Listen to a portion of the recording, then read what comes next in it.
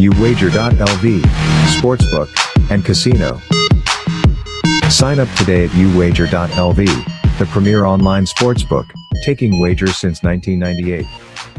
The most player-friendly lines, weekly juice specials, and a true dime line in MLB. Unique casino platforms with thousands of games. Play poker, high stakes, low stakes, or tournament play. uwager.lv, what we offer. Free same-day payouts. Customer service and wagering support, 24/7, year-round. Free monthly rebates on your action and daily casino rebates. Contests, free bets, best bonuses, and giveaways. Generous referral program. Get an 80% free play bonus on your first deposit, up to $1,000. Sign up today, and use promo code SPORTSWEB. Remember, you can't win if you don't play.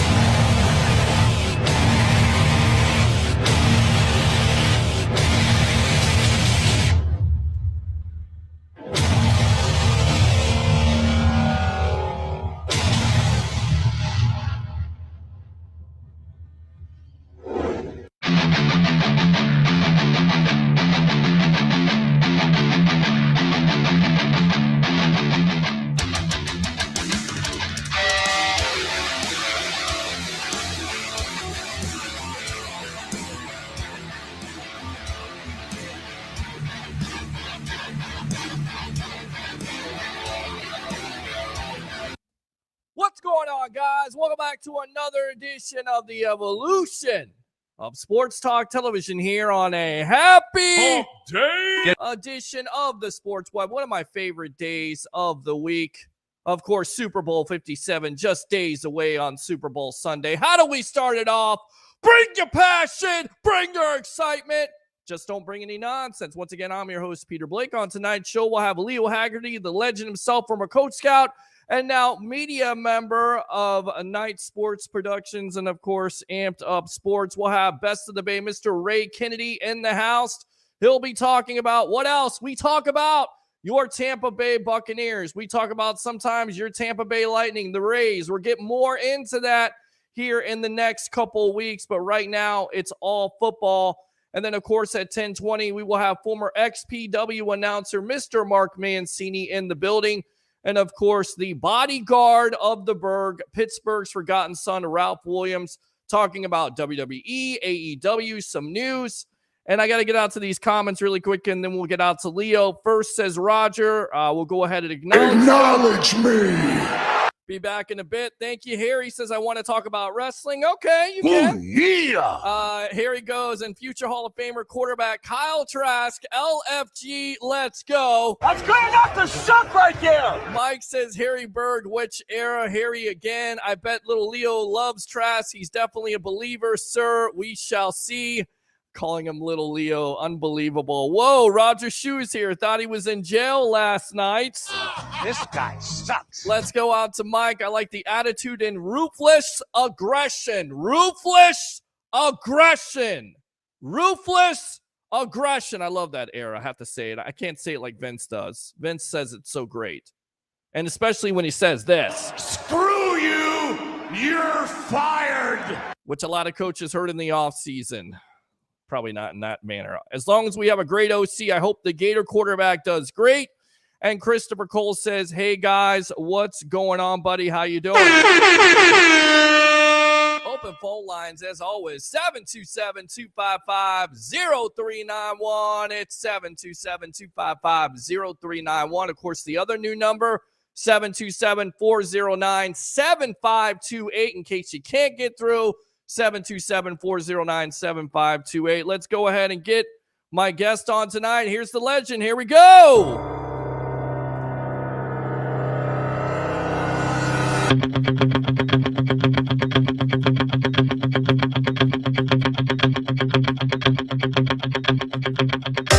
right, former Coach Scout and now media member of Night Sports Productions, Amped Up Sports, Mr. Leo Haggerty. Welcome to the Evolution of Sports Talk Television. And let's start it out with what happened last night, because I'm going to kind of switch gears with basketball. LeBron James eclipsing Kareem Abdul-Jabbar. A lot of people saying he's the greatest of all time. First and foremost, what do you think of that feat? Because I know you're a basketball guy. And second, in your opinion, is he the greatest of all time? Welcome to the Evolution. Peter, before we get to that, I got to give some props to my guy, Kevin Bagwell, who's the coach up at Ryder. I got my Ryder swag on. Look at that. It's all right. There you go. They are on a 7-game win streak in the MAC, the Metro Atlantic Athletic Conference, and they're sitting in first place at 10-3. Hey, Coach Bags, keep it going, brother. Now, let's get to the most interesting comment of the night. Mm-hmm. Is LeBron James the best ever? No. Okay. He is the greatest scorer. And again, if he had to go to college 4 years like Kareem, I don't think he would have caught Kareem. But that's just another story for another time, because that's the way it is. He's the greatest scorer. Is he the greatest player? No. No. And again, why Bill Russell is never in this conversation is beyond me. He's got more rings than fingers. And again, name me anybody. He makes Tom Brady look like a shyster. Oh, Tom, you only got 7? Come see me when you get double digits. See, this is why I had to start out with this, because I knew it would fire you up here. The great Leo Haggerty, of course, here on the Evolution. As always, let's talk about the Tampa Bay Buccaneers interviewing offensive coordinator candidates. And there seems like there's kind of a trend. Dan Pitcher, young quarterback coach there, helped with the development of Joe Burrow, 36 years old tonight. It was reported by Jeremy Fowler. Dan Canellis, also a quarterback coach who worked with Russell Wilson, also, in my opinion, turned around Geno Smith to a Pro Bowl quarterback, 30 touchdowns, 11 interceptions. So it seems like there's a little bit of a trend, if you will. Jim Bob Cooter, a little bit young. I mean, does this mean that they're happy with going with the Kyle Trask? Because that's been the controversy on this show. A lot of people say, give Kyle Trask that chance. You start with the offensive coordinator. First and foremost, what do you think of these candidates that the Bucs are interviewing? And then furthermore, does this kind of spell where they're going with the Kyle Trask in a rebuild, in your opinion? You know what, Peter? I'm going to throw this out right away. If I'm interviewing for that job as the offensive coordinator, first question I got to ask is the quarterback in the building right now? Mm. Yes or no? If it's yes, okay, Kyle Trask, I got to deal with it. That's fine. Again, I'm going to go throw Brock Purdy out at you. Mm. Mr. Irrelevant played pretty darn well, didn't he? Yes, he did. So, again, we have no data on Trask. None. And again, I don't know if you saw the quote today by one of the Bucs assistants. Oh, by the way, Tom, who has been around forever and a day. Tom Moore, yeah. Yeah, they asked Tom, hey, how come your backup quarterback doesn't take any snaps during practice? He goes, if number 18 goes down, we're effed. He said, and we don't practice effed.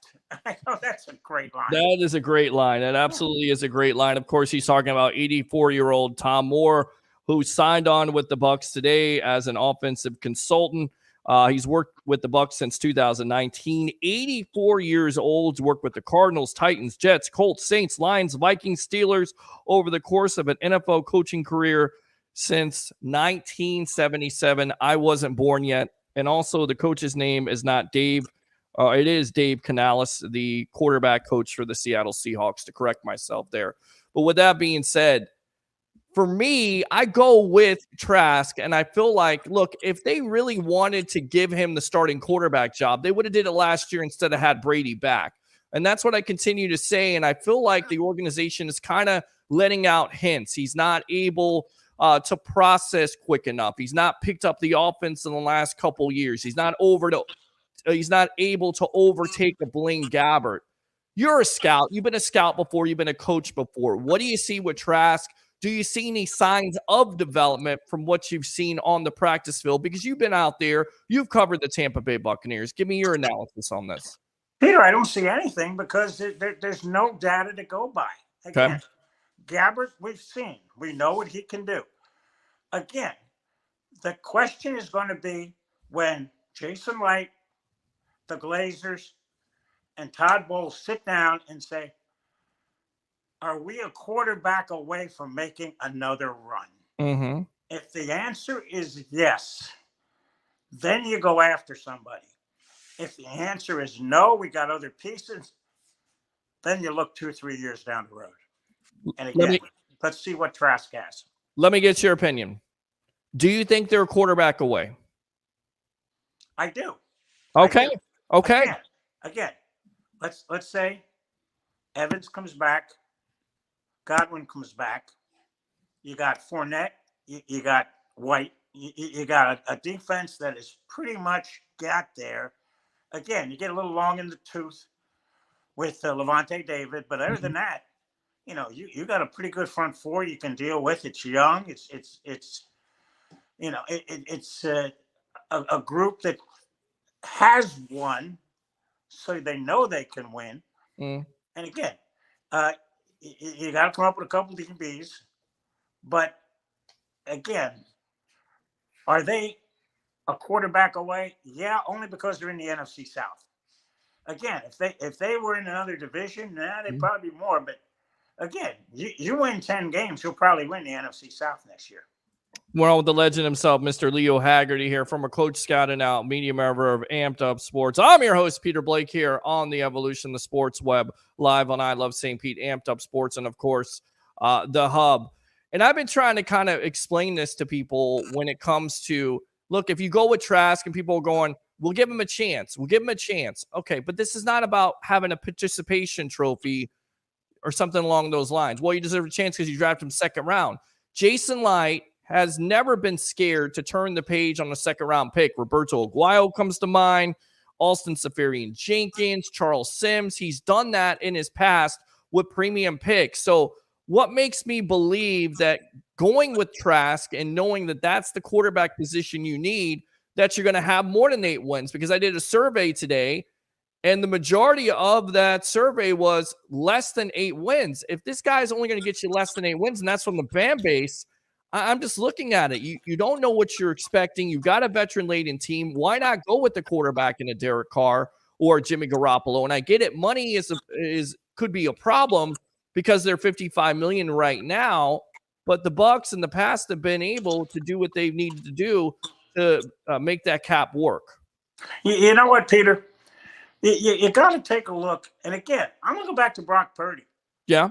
Design your offense around what you got. Mm-hmm. And again, if you go with Kyle Trask, it'll be a lot of dink and dump. It'll be a lot of quick hitters. It'll be a lot of passes within 10 yards and hope you get the yak. But again, nothing wrong with that. Play to your strength, and that's your defense. Again, we've seen the Buccaneers. They're able to shut people down. Right. Now, we didn't see that last year a lot, but we did see it.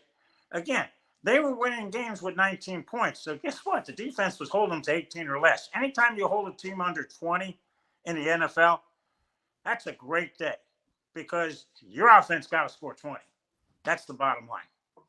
Is the reason why they're taking so long to hire an offensive coordinator, in your opinion, is because they don't have a quarterback in place? What do you hire first? Do you hire an offensive coordinator or do you hire a quarterback? And do you think that this team has been in contact with possibly Derek Carr or somebody out there back channeling with the Jimmy Garoppolo, somebody of that ilk, if you will, to try to get them signed up and figure out what kind of offensive coordinator? So basically, the Bucs are trying to hire the best offensive coordinator out there that's going to fit this next quarterback, unless they're going to go with Kyle Trask. Do you think there's some back channeling going on with other quarterbacks around the league? If there isn't, I'd be extremely disappointed with the front office of the Buccaneers. Okay. You got to turn every rock over. And again, somebody should be contacting Garoppolo. Somebody should be contacting Carr and say, hey, any interest in coming down here where there's no state income tax? Hello. Right. Hello. Right. I mean, if you're Derek Carr, I mean, you would rather choose the Tampa Bay Buccaneers with the weapons instead of New Orleans. And I don't really understand. Like, I get it. It's posturing by the Raiders. They're trying to get as much value as possible. But for me, I feel like Carr is just playing them for an idiot, because if teams already know that if he's on that roster on the 15th, he's getting paid $40 million and the Raiders can't trade him, where would they be in the value with any other team? Peter, you have to overpay so much for him now, because all you got to do is wait. Right. Come the 15th, he's gone. Right. You know, right. You can't afford to put him on the roster. And I don't know what Josh McDaniel was thinking out there, but dear God, that's the best you got. You keep him. And again, when he benched him, and I have no idea why they did that, you know, that just turned Carr off, said, hey, sayonara, you know what? Do you think that's where the Glazers are thinking at this point? You know them. You've covered them before, that they're a quarterback away. Todd Bowles wouldn't sign off on a rebuild. I know Jason Light's not going to sign off on a rebuild. I get it. They're in cap problems, but they can work that out. Do you think that's where the Glazers are thinking? You know what? We had an older quarterback last year. We didn't have the best offensive line. We had an injury-riddled offensive line. Let's try to fix this offensive line. Let's get a little bit younger there with getting a veteran quarterback who's mobile, namely a Carr, possibly Garoppolo if he could stay healthy, maybe even a Baker Mayfield. And then we believe that not only can we compete and win this division, but maybe go a little bit further in the playoffs because of rebuilding that defense, making it younger, going in the draft, and also making that offensive line a little bit younger. Peter, let me throw this question out to you. Sure. The year the Buccaneers won the Super Bowl, how much revenue did the Glazers make from that? Plenty of money. No, Peter, zero, because they didn't have any home games. Okay. They went to Washington, they went to New Orleans, they went to Green Bay. Okay. Guess how much money they made last year just in one playoff game? Millions. Right. Again, the key is home playoff games. Jerry Jones made zilch last year because he was on the road twice. Mm-hmm. The Glazers are sitting there going, we're going to be pretty good in the South, Mm-hmm. but let's see. And again, I think the quarterback is not on this roster yet. Okay. Because if they think they can get to 11 or 12 wins, they may be able to get 2 home games. Peter, So you're not buying this thing that Kyle Trask is the second coming and he's the guy that could Peter, I'm not saying he's not. Right. But I don't know if you want to roll that dice right now. Okay. Especially, Evans is getting up there in years. Godwin is a little banged up. Fournette's up there in years. White's a young stud. That's good. But, it's you got to strike when the iron is hot. And right now it's hot. And you want to get the best quarterback you can. And again, maybe the cap is a problem with the Bucs because, you're not going to get Garoppolo and you're not going to get Carr cheap. Let's be honest. Well, no, you're not going to get any quarterback cheap, but anybody talking about, it's going to be $40 million for Carr, I'm not ready to say that. And I think there's a way that you can make this happen. I think, Lamar Jackson is a pipe dream because that's been talked about. There's no way that Baltimore is going to let him out of there.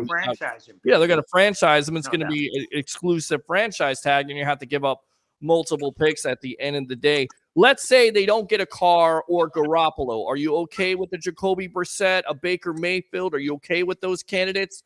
Do you still even a Blaine Gabbert? People have talked about Blaine Gabbert. Is Blaine Gabbert somebody that you think can lead this team to win a division at least? Yeah, let's take a look. Peter, okay. I'm not shutting the door on anybody. Okay. Because again, this team won 8 games with a 46-year-old quarterback. True. Okay? Now all of a sudden you're going to put somebody in there with a little bit of mobility, a lot younger. Hey, when we saw what Brady was last year, I think the main reason Tom retired is he said, look, I can't compete at the level I am used to. Right. And, everybody said, well, he did this, and this. Yeah, but dear God, you can't throw it 60 times a game and win a football game. That's the problem. But, yeah, it's going to be interesting to see. What happens first, the offensive coordinator and new quarterback, or they decide on Trask? That's the $64 question, Peter.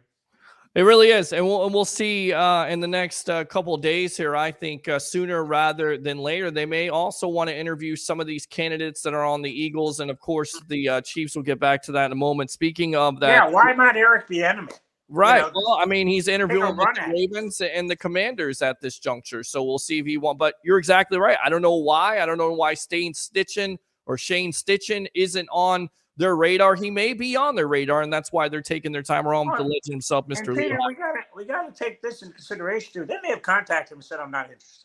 Sure, absolutely, sir, absolutely. And again, I'm not going to sit here and say this is the most attractive job, but at the end of the day, it's still Tampa Bay. You still have the weapons. You still have an ownership that is committed to winning. I do not believe they want to tear this up or blow it up like a lot of people. And if you try to do that, there is no guarantee. We have been through this together. In 2009, they tried to do that with Raheem Morris. And then all of a sudden, you're resetting with Greg Schiano. And then you're resetting again with Lovie Smith. And you're resetting again with Dirk Cutter. And out of that whole moment, you still have not been able to develop a young quarterback. You look at the track history of the Tampa Bay Buccaneers. They are far more successful when they have a veteran quarterback. And that's where I think the Bucs are going to go in this offseason. I may be wrong. With that being said, Tom Brady, do you believe he's done for good with his comments, namely this week on Colin Cowherd's show and also on his Let's Go podcast? Oh, I think it's done. Okay. Again, Peter, what you have to have is a bulletproof offensive line to protect him. Right. Because he is one hit away from sayonara. Again, he's back there. He's the Statue of Liberty. You know exactly where he's going to be. Sure. When you rush. And he's not going to stand in there and take a hit to throw a pass. Again, if I was 46, I don't know if I'd stand in there either. So, I'm not questioning his intestinal fortitude. Very good. Saying, hey, throw it away to live to play another day. You know what I mean? Absolutely. Know what you mean, to live another day. Do you think that Donovan Smith, his days are numbered here with the Tampa Bay Buccaneers? This report came out from Rick Stroud this week. It would save the Bucs $15 million. And if they do decide to go with that, could you see them shifting Tristan Wirfs to the left side and drafting somebody on that right side? Because it is so difficult to find that blindside tackle in the draft. Wirtz, he strikes me as an ambidextrous guy. He can play right or left. That's Okay. just me. Again, he's a former college wrestler. Okay. When he jumped out of that pool, he's athletic. So, yeah, I don't think it matters what side he lines up on. But again, now you're talking about another piece of the puzzle. You know, you got is Ryan Jensen coming back? We don't know. What are they going to do at guard? If Donovan Smith is gone, you need another tackle. Sure. It's not what you want. And again, I would sign Smith for another year just to say, hey, we need some continuity down there.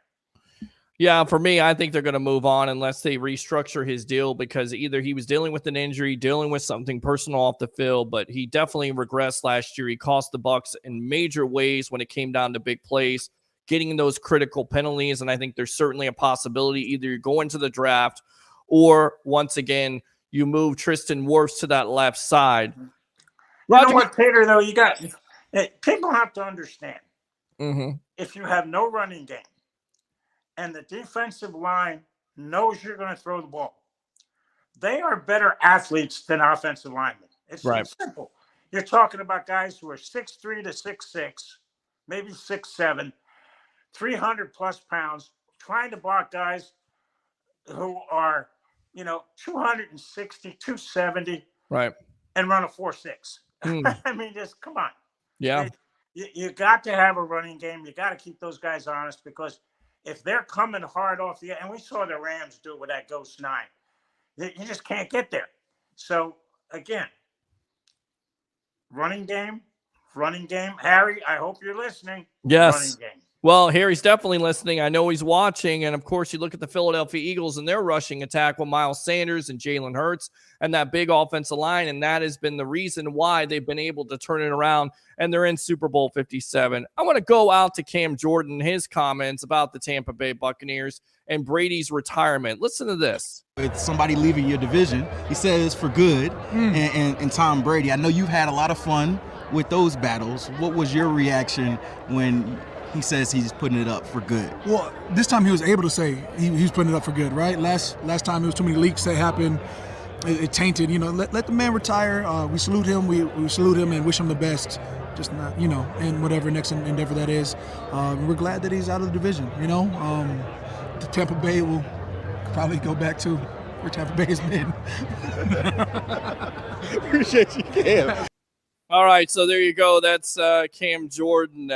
I guess he forgot, and I guess he forgot the fact that he hasn't won anything. The supposed quarterback that he said was the greatest of all time only has won one Super Bowl. They are the Peyton Manning of the National Football League, and that they have a great regular season, but as soon as they get to the postseason, they're not able to win anything. They choke more than anything else. I would be upset. I would be salty too if I were Jordan, because obviously he has selective amnesia. He forgot that the Bucs eliminated the Saints in 2020 on their way to their second Super Bowl championship. I got to get your thoughts on Cam Jordan. Oh, of the NFL players who are not on the Buccaneers are thinking the same way. The Bucs are going back to what they were. Again, everybody thinks that Brady was the end-all and the be-all here. I don't think so. Yes, he brought a work ethic. He brought a culture that wasn't here, but he wasn't the only piece of the puzzle. Correct. But again, if you don't have a quarterback, you don't have a winner. Bottom line. You don't have a winner, and at the end of the day, you have to probably address that situation with quarterback. Eventually, you're going to have to address that position.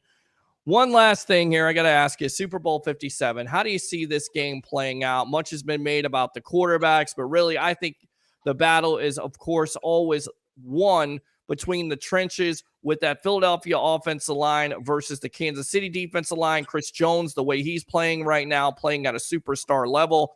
And then on the other side, Philadelphia's defensive line versus an offensive line for Kansas City that's good, but still, I'm not sure if they can handle that pressure from the Eagles. How do you see it?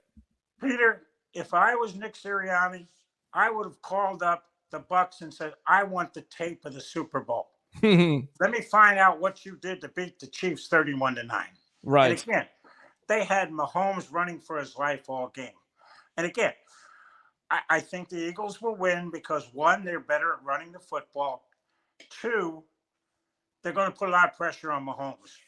Peter, here's something I want you to remember when we talk next week. I think the Eagles win 34-31, but at quarterback is the stash, Gardner Minshew. I think that the Chiefs find a way to get Hurts out of the game. Really? He took a hit on that right shoulder, and you could see him grimace, and no one in the booth talked about it. He got banged up again. I'm hoping that he slides. I guarantee you, if he doesn't slide, the first hit hard on that right shoulder, you may see Gardner Minshew in the game. And again, Eagles have done that before. Carson Wentz, sayonara. All of a sudden, here comes Nick Foles. Right. So again, the nice thing is about if Gardner Minshew has to play, turn around and hand the ball off, because that's the Eagles' running game. But again, I think it's going to be close. It's always high scoring, Peter. You know why it's high scoring? I want people to take a stopwatch. When the first half is over, hit your stopwatch. I guarantee it's going to be at least 22 to 24 minutes before the next kickoff. That is 7, 8, 9 minutes longer. Those guys are just like, whoa, wait a second, what's going on? So again, that's why the second half is such a high-scoring game. 34-31 Eagles. All right, 34-31 Eagles. Leo Haggerty, thanks a lot for your time here on The Evolution, my friend. All right?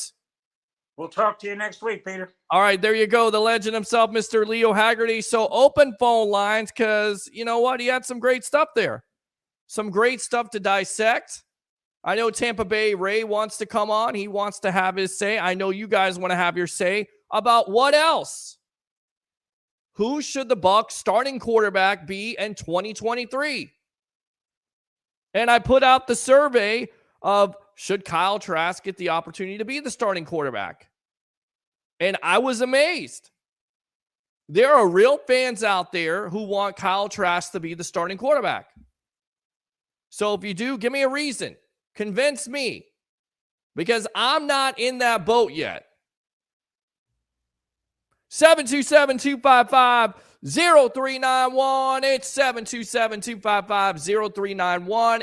727-409-7528. It's again 727-409-7528. We got into the Cam Jordan stuff. I saved it. I wanted you to play it. What do you think?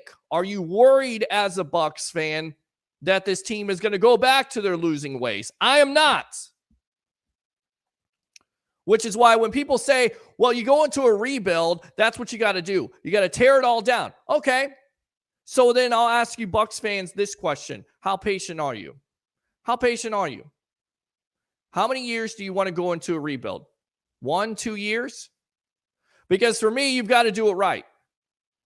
It can't be just, okay, we're going to let Kyle Trask start. You got to get rid of everybody.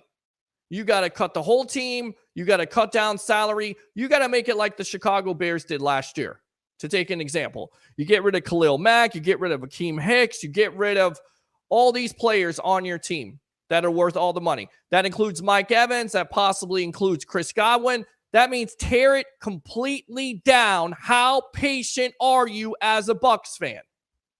And then ask yourself how patient the Glazers are. Ask yourself if Todd Bowles, who finally is getting a coaching job with the coaching staff, how patient he's going to be. Do you honestly think that he would sign on with this team knowing that you're going to go through a full rebuild? I mean, you look back at it. Look back at the history of it. I keep on going back to it. 2009, right? They get rid of John Gruden in 2008. Why? Because Gruden comes into office. He wants to sign a veteran quarterback. The Glazers, on the other hand, they want to get a franchise young quarterback. Gets fired. They go with Raheem Morris. Losing season in 2009. 10, they go 10-6, don't make the playoffs. 11, 4-12, he's fired. Reset. Greg Schiano in 2012. You spend money in free agency, you're still a 7-9 football team. You still have Josh Freeman that's not able to develop. Then you get Mike Glennon, who's another young quarterback. Flashes of brilliance, not able to develop him. Greg Schiano, fired. Lovie Smith, hired. Then fired again with a young quarterback in Jameis Winston. And then you get Dirk Cutter. And then you get BA. How patient do you think the Glazers are going to be? When they said that Tom Brady is going to have an impact on this franchise, do you think they were trying to go back to the dark ages and basically be the laughingstock of the National Football League? I'm amazed at how many Bucs fans want this to happen. I get it. You see Josh Allen and Patrick Mahomes and Joe Burrow, and it seems like everybody's got a shiny new toy. But let me tell you something. The history of this Bucs team when it comes to developing young quarterbacks is not pretty. It's not. There is no guarantee of this. There's no guarantee in anything, as I've learned in my short life or long life out there for kids watching. 44 years. No guarantee at all. Everybody wanting Caleb Williams. You tank in. You've got the talent now to win. This is what Bucs fans want to do. You want to win right now, or do you want to tear it up? 727-255-0391. It's 727-255-0391. I'm amazed. And for me, I'm not sold on Kyle Trask. And I'll tell you why. I'll give you another point of emphasis. If you were so sold on Kyle Trask, this organization, why didn't they move on with them? Why did they bring back Brady another year? Why hasn't this kid been able to beat out Blaine Gabbert? Why? Why are we not hearing all these rave reviews? I get it. What he's done at Florida, what he did against SEC competition. He also had Kyle Pitts. He also had Kadarius Toney. Not taking it away from him, but it's not like he did it all by himself. Yes, he's an underdog. He's been an underdog for the majority of his life. I get that. But what makes me think? And you know what? You start to think even more. What's the biggest thing that you never do with a young quarterback? You don't change offensive coordinators. What did the Bucs do? They changed the offensive coordinator. This is what I heard on the survey today. Well, he knows the system. What system? What system are you running? Byron Leftwich is gone. What kind of system are you running now? You're running a new system. So now you got two systems with a young quarterback. Do you think that's going to be development, or do you think they've kind of turned the page? 727-255-0391. It's 727-255-0391. I don't hate the kid. I don't.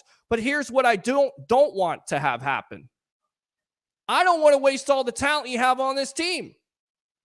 Damn it, we still got talent on this team. Stop with the nonsense. You still got Mike Evans. You still got Chris Godwin. You still got Leonard Fournette. You still got Rashard White. You got an offensive line that underachieved. Fix it. You got a defense that was hurt by injury last year. Fix it. You know what will fix that defense? A consistent offense. Running the ball, being balanced, taking a page out of that Super Bowl year. Taking a page out of the Philadelphia Eagles. Yeah, they can throw the ball all over the lot if they want to with Devontae Smith and, of course, A.J. Brown.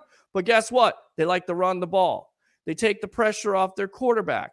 Is there a possibility out there, Bucs fans, that they were hurt by Tom Brady? As great as he is, because he's not mobile, because the offensive line was breaking down? Is there a possibility that the Glazers and the coaching staff say, you know what? We got enough talent here. but we had to make our offense into something different because we had somebody who had the limited mobility. Is that a possibility? Is that possible? I'm just saying. All right, let's go out to the texting line here. We'll get Tampa Bay Ray, best of the Bay. We'll get his comments, but just think about it. Like if they were all in on Trask, if it's Trask time, Trask, God, I almost said trash. Trask time. Some people will call him trash. Why would they fire Byron Leftwich? Just saying. 727-255-0391. It's 727-255-0391. Troy Polamalu. The Bucs are a quarterback away. What they need is a legitimate coach, Dilly. This guy sucks. Peter was in the streets doing a survey. That's actually pretty funny. Oh, yeah. Not true. You can do it on Facebook, but you wouldn't know because you're not on Facebook. I don't even know who you are. Thank you very much, Ralph. Appreciate you seeing a little bit. I like the Bucs now. Brady, no more.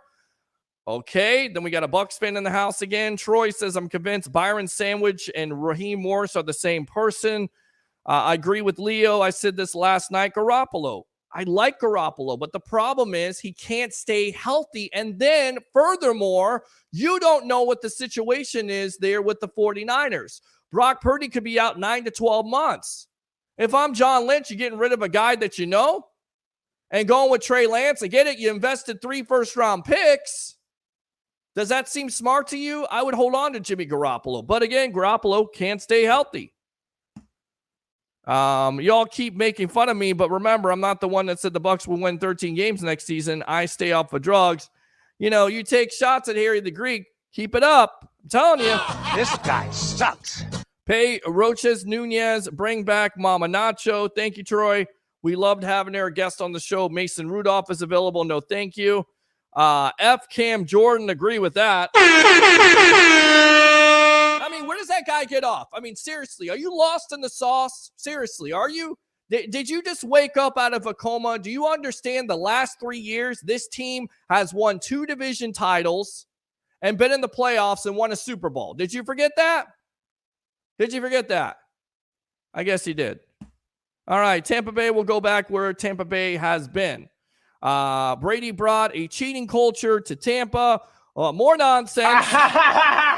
Shut up! AEW was awesome. Great. I'm glad you're watching it along with my show. Tulio says, when we rebuild, you can start Trask. Do you want to rebuild? Is that what you want to do? And if you do, how many wins do you expect? Because I tell you right now, and this is another trick that I pulled on you guys that you didn't figure out. A lot of you said 6 to 8. Let me tell you something. If you have 6 to 8 wins, you ain't getting no number 1 quarterback.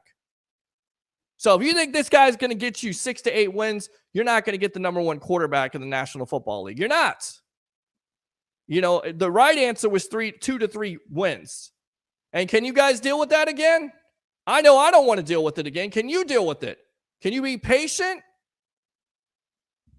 We'll see. Any news on Leftwich? I thought I saw him the other day when I stopped at Dairy Queen. He's interviewing for the Notre Dame job. Russ says, got to go get Flacco. His big... I don't know what you have. I don't know why you like Joe Flacco. I mean, I'm not a fan of that. This guy sucks. Sorry, Russ. I'm not. Fat Fournette is overrated, and Rashard White hasn't shown he's a special player. And then Tulio says, I would jump all over Baker after the doubts heard about Carr. And again, he's visiting the New Orleans Saints. There's no trade that's imminent. The only thing the Saints agreed to was the compensation. Who knows what that could be? It could be a 3rd-round pick. It could be a 4th-round pick. It could be a bag of Fritos. We don't know what it is. We know that the Raiders want to get something. And if I'm Derek Carr, I'm doing everything I can to put the screws to that organization after they sent me home 2 games out of the season. Let me go out to Tampa Bay. Ray Kennedy, best of the Bay. Welcome, my friend. Your thoughts, because I put out the survey. You have been so on the Trask train here. I know you want to start him. I know where you're going with it. I know you want a young quarterback. I know you watched him at Florida, but I want to easy, Pete. Easy, Pete. Take it easy. Listen, you don't fire Byron Leftwich if you're going to go with a young quarterback. I don't know. I don't see that happening, but I may be wrong. Tampa Bay Ray, welcome to the evolution of Sports Talk Television. Hey, brother. Oh, that's better if I block that light. How you doing? There you go. Doing good, buddy. Doing good. How you doing? I see T-Mobile in the background, your new sponsor, and I also see Maple Street there. So we got to get them on board. What's going on? Also, Ruth is with me. Oh, there you go, Ruth. You know, the thing is, I was thinking tonight, I heard J.J. Watt being interviewed on Pardon My Take with the guys, and he was talking about, we remember when he walked off the field for the final time there in San Francisco, and he said he didn't think he was going to cry, and then the San Francisco folks started chanting J.J. Watt, J.J. Watt as he's going toward the sidelines, and they made the special public announcement, and he goes off the field, he's crying, tears in his eyes. And the thing is, I'm thinking now that maybe, Tom Brady, the Bucs, they get slapped by the Dallas Cowboys because they haven't been able to run the game all year, except for the first time they played Dallas in the first game of the year. Sure. And Brady walks off the field in defeat. But my thoughts is that it actually ended quite perfect for him to get this team to back-to-back NFC South championships, to make the playoffs, even though the NFC easted their ways in. The thing is that if Bruce Arians was still head coach of this team, then I'd like to see him go get a Carson Palmer. I'd like to see him go find a veteran quarterback and go risk it, no biscuit. And that was the MO of him in Arizona and in Pittsburgh and in Indianapolis. Truth of the matter is, that guy, he's still in the building. And as Tom Moore, who signs his, 45th contract today at the age of 84 to stay on as an offensive assistant, they're locking it down. The truth is, Bruce Arians isn't running his team. It's Todd Bowles. So we're not talking about trying to find a veteran quarterback. They got to find Jason Light drafts Mike Evans first overall in 2014. Then he finds Ali Marpet, and then Jameis Winston, because we were trying to get that big quarterback, and the whole world thought he was a can't miss, and still might be to some degree. The fact of the matter is, though, you got to build the offensive line. You got to find your defense. You got 11 free agents over there, well, 8 or 9 free agents over there, and I get a lot of them are full-strength starters. But there's so much to do that Jason Light was building a championship team when he drafts Mike Evans. He was building a championship team when he finds an Alan Marpet and drafts, and then gets a Donovan Smith to play backside with Jameis. Now we're in that mode again where Jason Light has to work his magic, and I don't think continuously trying to chase veteran quarterbacks to get that last plea in an NFC South all 3 teams are already a year ahead of us. Frank Reich, the new coach in Carolina, at their rebuild. But the fact of the matter is they haven't got there yet. And you're right. We have enough pieces in a Devin White. We have enough pieces if we can get Levante for an inspirational comeback and wear the throwbacks that you haven't worn in 12 years. If we do that kind of stuff, there's a chance for this team to have magic. Get a running game. And that's what they need to do, is develop a running game. And you're not going to go out and try to find another quarterback. A prototypical is going to rock the ball down the field because Bruce isn't running the field team again. It's a defensive-minded coach. But you got to find a running game. That's what I'm excited about. It's not so much Kyle Trask the guy. Can he be a guy? We got to see if he can be a guy. But I'm excited about the fact that even in a rebuild, it's almost more of a reload, because Jason Light was building a championship team before Tom Brady was ever long behind door number 2. How many wins do you think they have with Kyle Trask? I mean, seriously, I know you haven't seen him, but no, I have. And that's my point. Like, he's got to learn a new offense, right? He's not going to be in the same offense. You got to learn a new offense. You have the weapons there. You're going to retool the offensive line. You're going to build the running game. So you're basically going to hopefully scale down the pocket, let him make. You're going to basically try to do what Kyle Shanahan did with Brock Purdy. You're going to try to make this offense as quarterback friendly as possible. Do you think that can happen? Is that what they're looking at? Because for me, and I start to think about it, some of the guys that they're interviewing, you have Dave Canales, who they're interviewing, according to Jeremy Fowler of ESPN, was the quarterback coach, has worked with Russell Wilson, passing game coordinator. And not only that, has turned around Geno Smith. People, well, was it Geno Smith or was it Pete Carroll? He's a quarterback coach, guys. I mean, he had 30 touchdowns, 11 interceptions, and he had a big-time part of that development of Smith being a Pro Bowl quarterback. And, oh, by the way, he could be a free agent, so that's somebody else you could throw on the list unless Seattle signs him. And then you also have Dan Pitcher, who's young, who's 36. So Pitcher's 36, coming from Joe Burrow there, developing him. And then you have Canales from Seattle developing Geno Smith. Your thoughts on these offensive coordinator candidates? Is this kind of a dead giveaway that they're trying to develop Kyle Trask and maybe Kyle Trask is the guy? What do you say?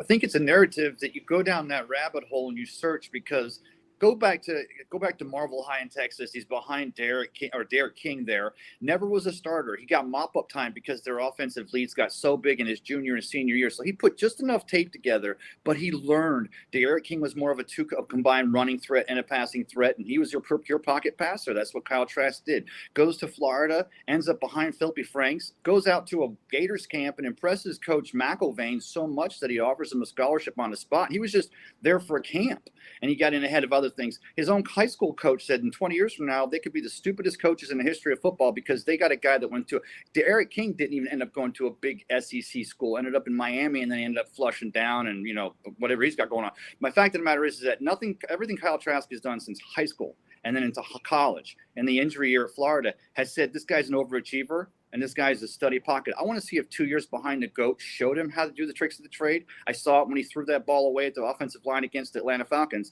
And the thing is, at the end of the day, Pete, it's as much of a narrative about it as it is the skills of a quarterback. The kid's got the skills. Can you get 52 other guys to get behind him and prop him up and make him have the skills? A la Brock Purdy's story. He finally gets his shot. 2 years behind Tom Brady. And he did it at high school, college, and in the pros. Nobody expected much, and he ends up coming through.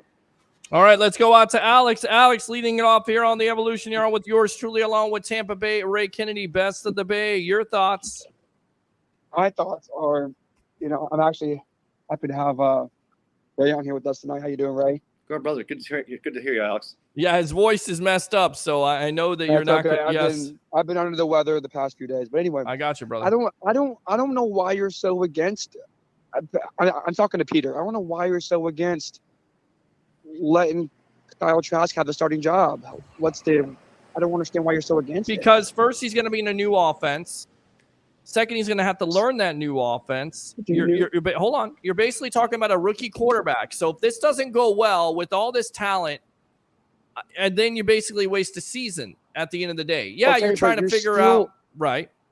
But you still got to understand, if you sitting from the moment we won that Super Bowl in 2020, you had to know that there was going to be a time that they were going to have to rebuild and basically pay the piper. Wait a minute, hold on. Do you think this team is right now in a rebuild? If I were the Bucs, I would. No, that's not what I asked you. I said right now, Alex, what you're thinking about this team with the talent they have. We talked about them underachieving last year. We get it. They have cap problems, but we know they can manipulate the cap. In your opinion right now, are they in a rebuild, or can they get a veteran quarterback in here and still win this division? I do think that's a tough question. I'm going to tell you why it's a tough question. Because if I were the Bucs, I'm not going for a high-end Derek Carr. I think you're giving up too much. I think you're just going to put yourself in a bigger cap space hole than what you already are. Not that we're in a big one, but we're in a little bit of we owe money. We still have to owe Brady money. They haven't really announced how they're gonna pay him back, and you just don't want to get yourself. Hey, Alex, can I ask you a question? How much is he asking? How much is he owed? Isn't he owed like $40 million or some shit like that? Well, by February 15th, but they could cut him. They're trying to trade him to get value, but I'm telling you right now, there's no NFL team out there, in my opinion, that's going to give up that value that the Raiders want. And if I'm Derek Carr, why even trying to agree to a trade or help the Raiders out? Because the Raiders basically screwed you. Oh hell yeah, no, they're not going to. He's not going to. Who's going to take on a $40 million salary for Derek Carr? You even said, Pete, the other night that Derek Carr comes here, it's on like a 10 to 15 or maybe an incentive laden that if you win the Pro Bowl, maybe it's 20 or 25. I mean, let's be realistic. You're not going to get him for what you're paying Kyle Trask. A third round pick is good trade for that. But let me ask you this, Alex. Peter talks about having that one more run and going for it, dropping a anvil. And I'll ask you, Alex, if Ali Marpet was still here, if Ryan Jensen didn't have the injured year, if we didn't see the holes in Donovan Smith's game this season, if we basically the playoffs right now. I'm saying, and Aaron Stinney's still at right guard for now. What I'm saying is that then we go out and find us. Go out Aaron Rodgers, $60 million, because we have the offensive line and we're still humming because we still have the best receiving core in the South, maybe one of the top five in the league. You're asking me, do I think Aaron Rodgers would be a good solution? No, I'm asking you though. Do you feel though the Buccaneers have a ways to go to build that offensive line, and it'd be more of a waste to bring in a big quarterback because you got to build that offensive line for a couple of years? I have to agree with that. But it really just does depend on, can Ryan Jensen come back healthy? Can you replace a guy like Ali Marpet, which you could tell last season was terribly missed, on top of the injuries? And you also need to figure out like an issue with Donovan Smith. Why is he not cut? Holy shit! just issues like that. But to answer your question, Peter's initial question, I do. I believe that the Bucs are going to enter a phase of a rebuild because you knew that. And me personally, we knew going into the season. So let's play it out then. If it's a rebuild, and hold on a minute, Alex. Let me put you on hold really quick. Matt, I'm going to put you on hold. I got Alex. I'm going to finish off with Alex, and then we'll go to you, Matt. All right, stand by. All right, Alex. All right, this is how we're going to do it because my family, especially my mother who's watching this show, always told me not to do anything half-assed. If we're going to go through a full rebuild here, you do understand that you're cutting lots of salary. Are you okay with getting rid of Mike Evans? Are you okay with getting rid of Levante David and all these players to do a full rebuild? And are you going to be able to be patient enough? When you talk about, man, now I see kind of what you're asking. I see. Yeah, I don't believe in cutting time. No, hell no. Mike, guys, wait, but Peter, hold on.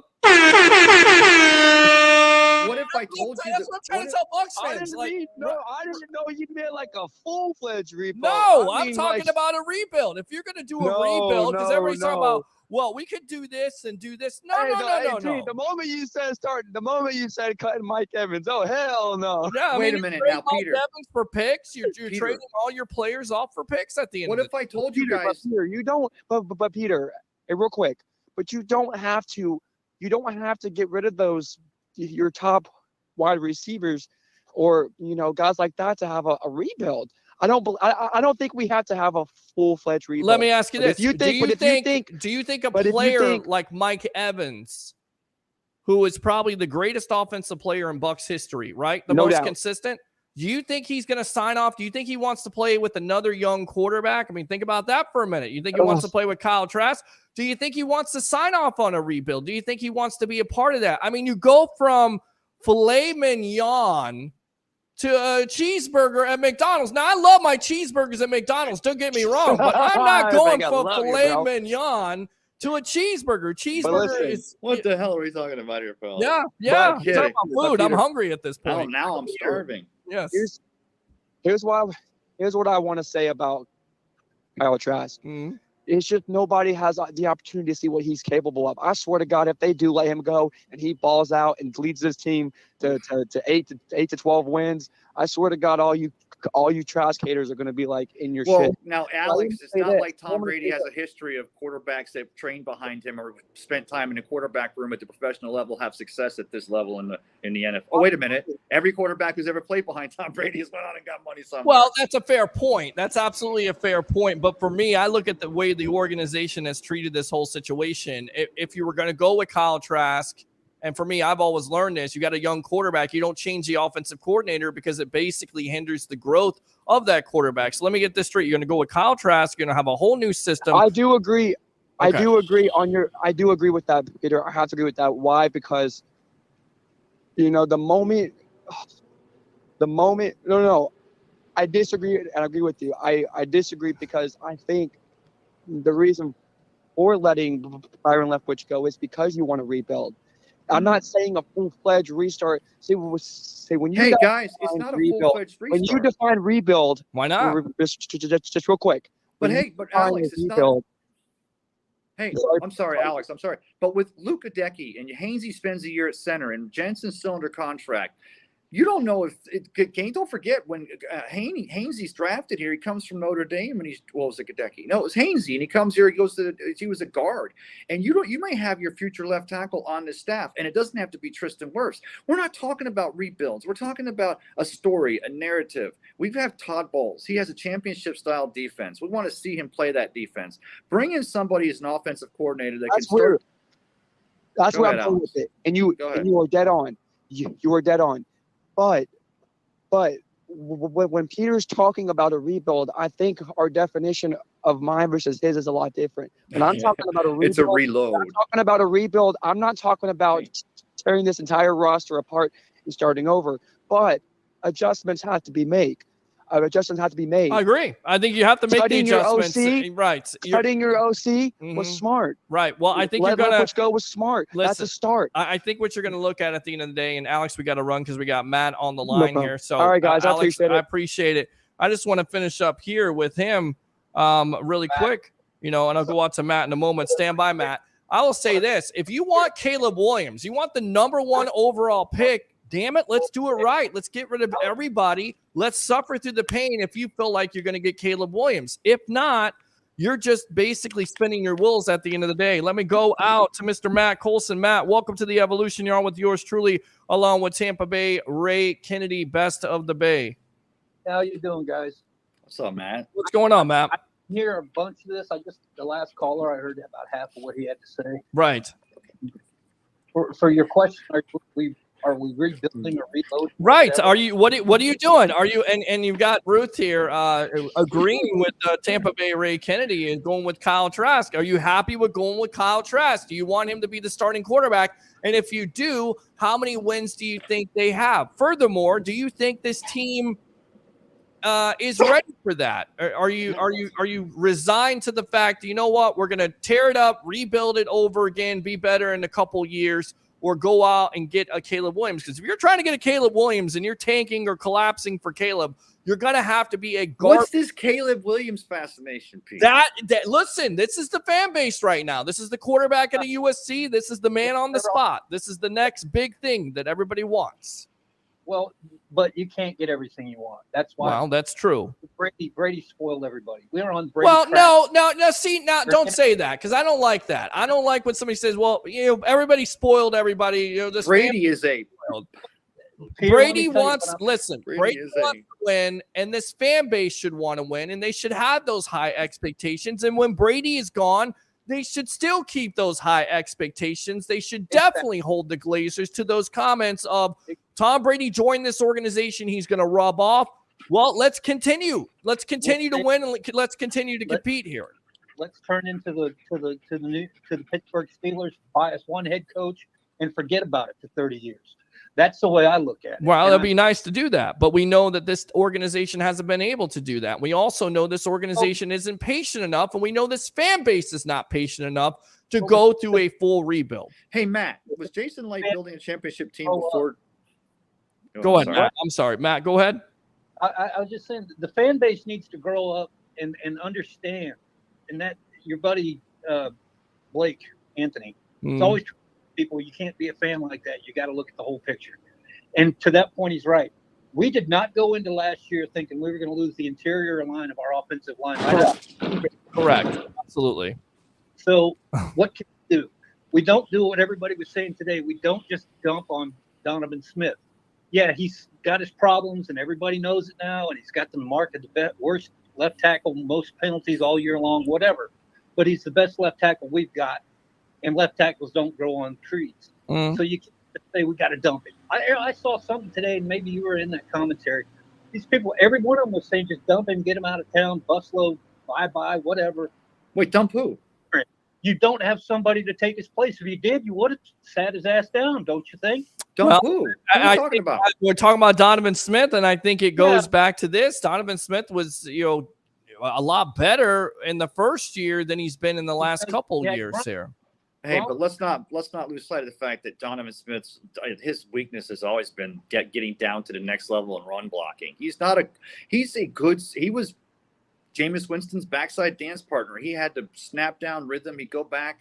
He got a lot of holding calls the last couple of years, but he's not a down the road grader. He's not a possible Hainsey or a Gadecki moving outside or a Tristan Wirfs going left tackle. The experimentations you want to see,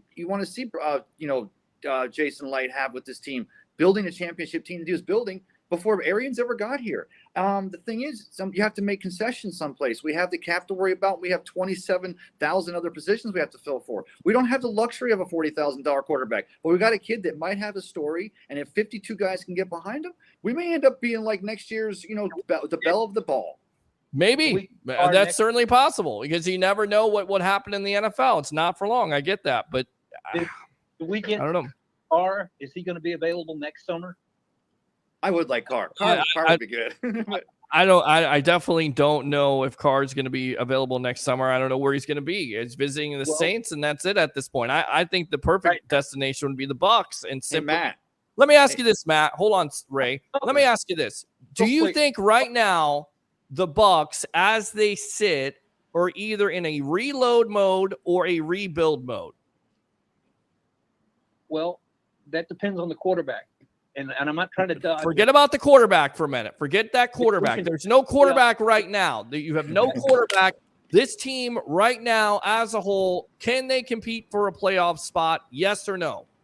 In this division, yeah. Okay. So then are you going to go with the Kyle Trask? You have confidence in going with him and a rookie quarterback at the end of the day? Or are you comfortable going with the veteran who's going to be able to know the intricacies of offense, even though it's a new offense for him, but still going to be able to pick it up a little bit faster, if you will, than a Kyle Trask? You think you're talking about Blaine Gabbert? Or not David Carr. Hey, Matt. Derek Carr, not David. Yes. Derek Carr, not David. Jesus. Yes. But I'll tell you this, Matt. You'll remember this game. I'm going to ask you, Mr. Matt. The overtime game against the Buccaneers, they were still wearing the alarm clock numbers. It was over at Raymond James Stadium. I was at that game. We went to the very end of overtime, and Derek Carr balled down the field. That day, watching him live from up in the cheapest seats, which are still the most beautiful seats in the stadium, I realized that kid could ball. But you're not going to get him for a – sorry, go ahead. You're looking for a Brady replacement? You got that Brady – everything's got to be high dollar, 5-star stuff. That's the guy. It's not a Baker Mayfield. He maybe, but we don't know for sure. But Carr, 2 years ago, had his coach get fired for writing emails. He had an interim coach who'd never done a damn thing before. He's nails. And then he came up through the middle of the year and he said, look, guys, we still got a chance. Get your head out of your butts. Let's play it's football. Leader, yeah. And they went to the playoffs. That was a hell of a lot further. Yeah. Yeah, and he went through all that adverse situation. And this year, you look at his statistics, his completion percentage dropped, his interceptions went up, but it was a new offense, and it was Josh McDaniels. And for me, I'm willing to give him the benefit of the doubt because he's had so many offensive coordinators in his career, and he's never had a consistent defense. Can you imagine putting him on the Tampa Bay Buccaneers with all the weapons and the defense? And that's what I was going to say when I first come in here. Right. Get the 3 guys that we lost last year settled. I'm not sure Ryan Jensen is going to be able to come back. That knee problem he's got is a knee problem. It's not. It's not a surgery. Yeah. I don't know what exactly his longevity streak is going to be. Sure. But we can't start this year with the 3 interior linemen on the offensive line, not knowing who they are. They were all second and third stringers. Well, you're going to have Ryan Jensen back, so you're going to be a lot better off. You have to figure out the left guard spot and everything else on this team besides left tackle, which it's going to be up in the air. Be addressed right now. That's my point. I think we need to worry about the 3 that we were working with. Okay. We had a close starting with the guys that we put in there. By the time the end of the season came, they were in pretty good shape. Right. But Brady never saw it because Brady was throwing the ball too quick. But I think those guys were right around the edge where they need to be. Or if we get another off season with them, we'll have a chance to have something decent there. You put a younger quarterback in there that's a little bit mobile and can see the field. That's Carr. I don't care what anybody says. Those 3 guys. I agree with that. And then the defense has got a nice nucleus. I saw today where somebody put on a post on Facebook where we need to. It was Blake Anthony actually. He said we needed more second. Your boy Pete. He was your boy Blake Anthony. Matt said. I know nothing against Blake Anthony. Blake is our guy. Does great work. We've done shows together. Blake is always he's the guy on the sports web. Always welcome. I follow you guys, so I'm just saying that's why I got it.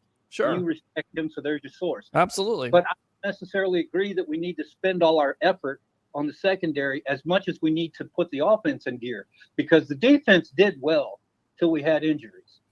And then it started to fall apart when we were doing. Well, I think it fell apart because you didn't have a consistent offense, was able to have those drives and be able to extend those drives on third down. And you struggled all year long. You scored 18 points a game with all these weapons. Let's just, to everybody else here on the panel right now, do we believe if you add a quarterback like a Derek Carr that you're going to score 18 points a game with this offense? with no offensive coordinator, not going to score anything. Well, yeah, you have no Yeah. offensive coordinator yet, but we'll see. They get an offensive coordinator, get an offense. Do you think they score more than 18 points? I absolutely do. I think they score a lot more than 18. I want to ask Matt. Matt, can I ask you a question? Yeah, go ahead, and then we got to get him off, and we'll. Okay, real quick. Levante David, free agent. Sean Murphy-Bunting, free agent. Jamel Dean, free agent. Maybe replaceable. Maybe the coaches know whatever they know. Get Levante back in. Continue to build that depth. Looking for some other pieces. Is there even a? We use the term "kick the can," like because Tom got us a Super Bowl, the greatest of all time. That it's okay to continue kicking this can. Can you sign all your defensive openings, your free agents? Can you keep this team and find depth and even afford to think about going outside for a quarterback? And if so, and it doesn't work, what's 2024 going to look like? That's going to suck. I don't know. We'll probably get another salary cap increase by then too. Well, that's always going to be the answer, but it is $20 to $30 million a year. Let's put this in perspective. All the free agents that are on this team, yes, they saw a lot of defensive snaps, but honestly, are they really important pieces? I mean, you just came off an 8-9 season or 8-10 season, right? So everybody like, well, you're missing out on this guy, missing on this guy. Okay, William Golston, all right, can see that. Nacho, you could probably bring him back for depth purposes. You still have to fill.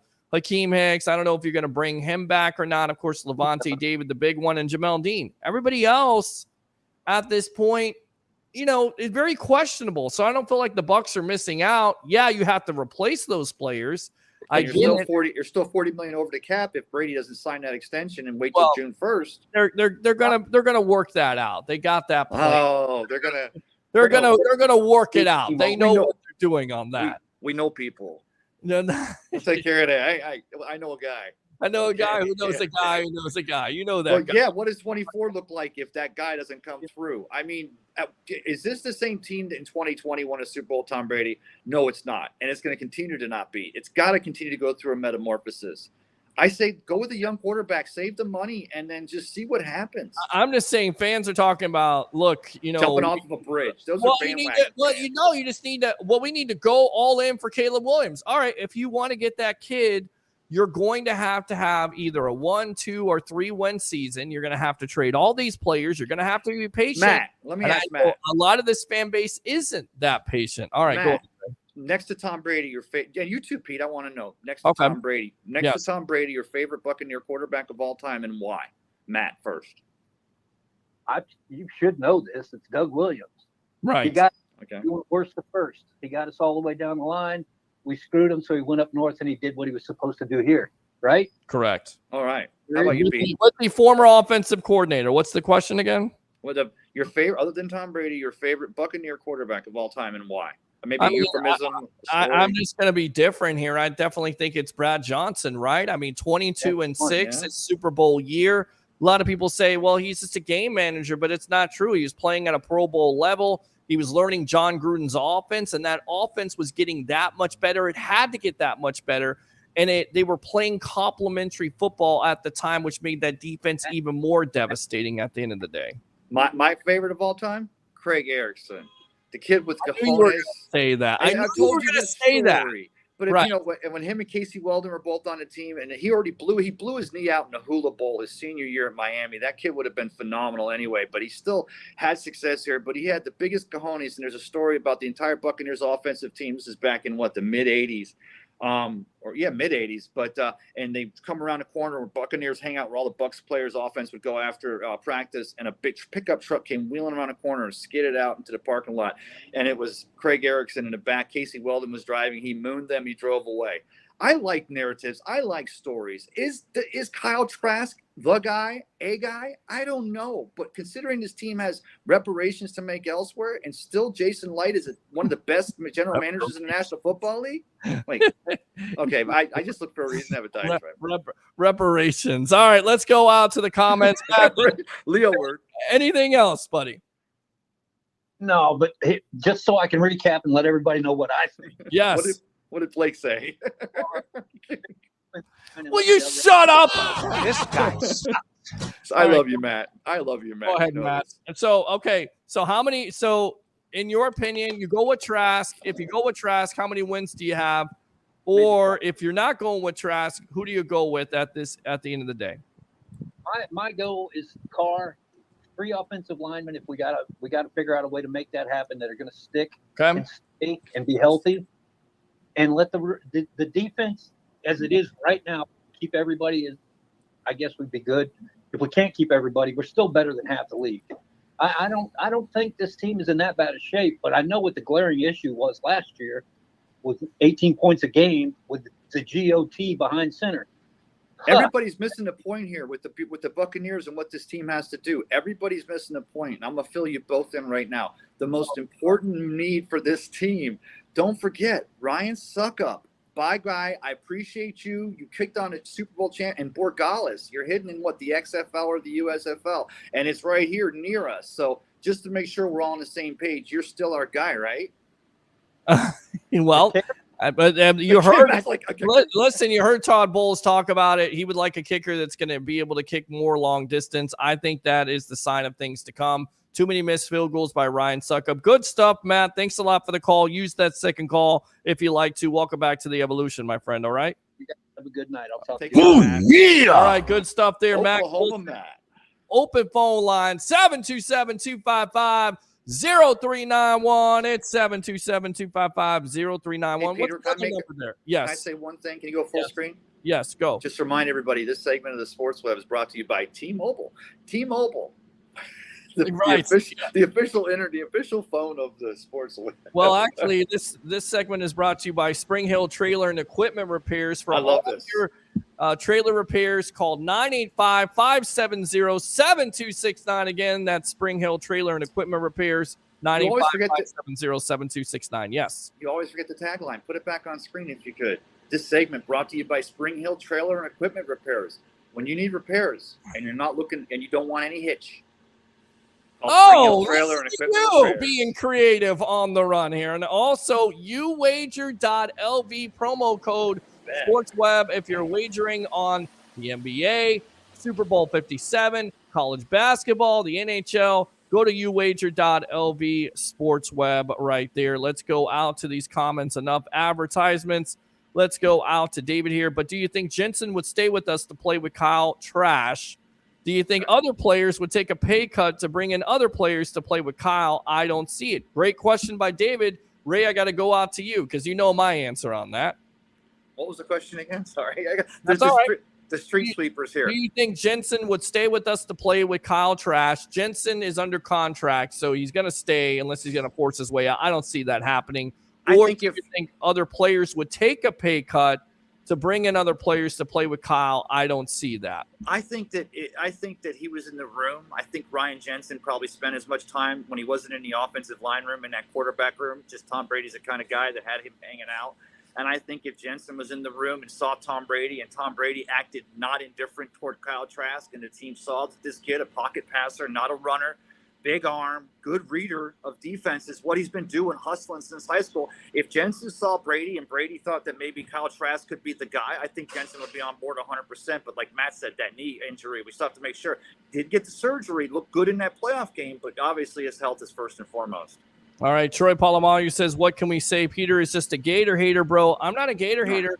Again, it goes back to Warren Sapp. He was the best player on the field. I don't care if he was a Hurricane. He was a Tampa Bay Buccaneer. Derek Brooks, I'm a Florida State fan.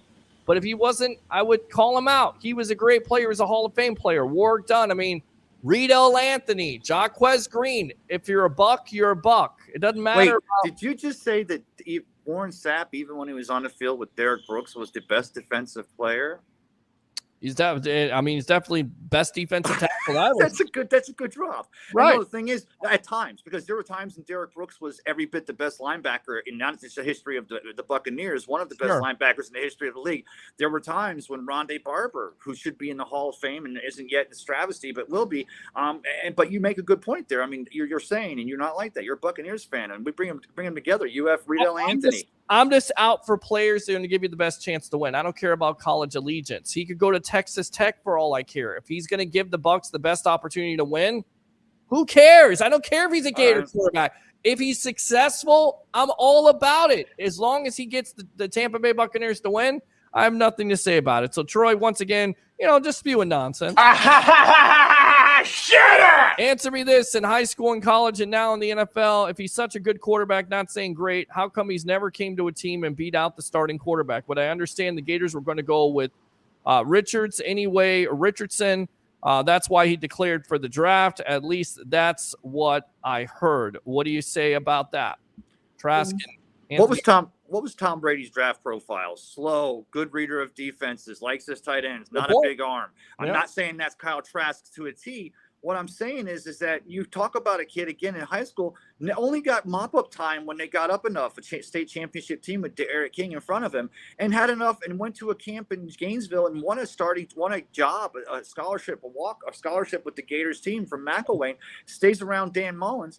And it took him 7 years between his only start in high school and when he got his first start after the Derek King after the Philip Franks injury. Yeah, I mean, it's a story. And like someone said earlier, who was it first? Was it Alex that said he'd hate for this story to be someone else's story? And if we had him on our team, it'd behoove us not to try with that Todd Bowles championship defense and taking the monies and applying them to where you need to keep this team as close to what Jason Light's been building for 9 years now, since 2014. Yeah, makes lots of sense. All right, let's go on to Andrew here. Tell him the left tackle for Buffalo Bengals or other playoff teams, we can find better alternatives. We got Shaq for a fourth and heard nothing but the side of the line locked. We can get a replacement. You know, that's the whole assumption on Donovan Smith, and I think he's right. I think you're absolutely right. You can definitely get better than what you had last year from Smith, because most penalized player in the NFL at critical times. He cost this team all kinds of big-time plays. He may have been dealing with an injury. He may have been dealing with personal stuff at the end of the day, but he certainly regressed. And if you can cut him and you get $15 million of cap relief, I think that's what you do. Or you could restructure if you have nobody to replace him. But, my buddy Jason Powers believes that, Tristan Wirfs could be shifted over to that left side and he moves somebody over to the right side. Let me tell you what. That aspect. Well, two stories there. One is Donovan Smith's played 9 years at the hardest position maybe in the entire NFL football, at right tackle against every team's studs, defensive ends, and protecting the quarterback's blind side. That guy's been living with ulcers for 9 years.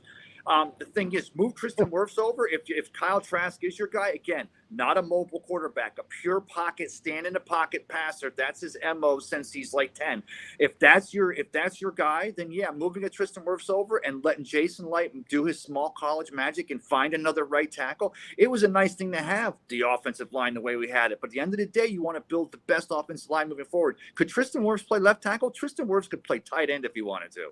He really could. I mean, he's that athletic, and he's definitely been amazing here.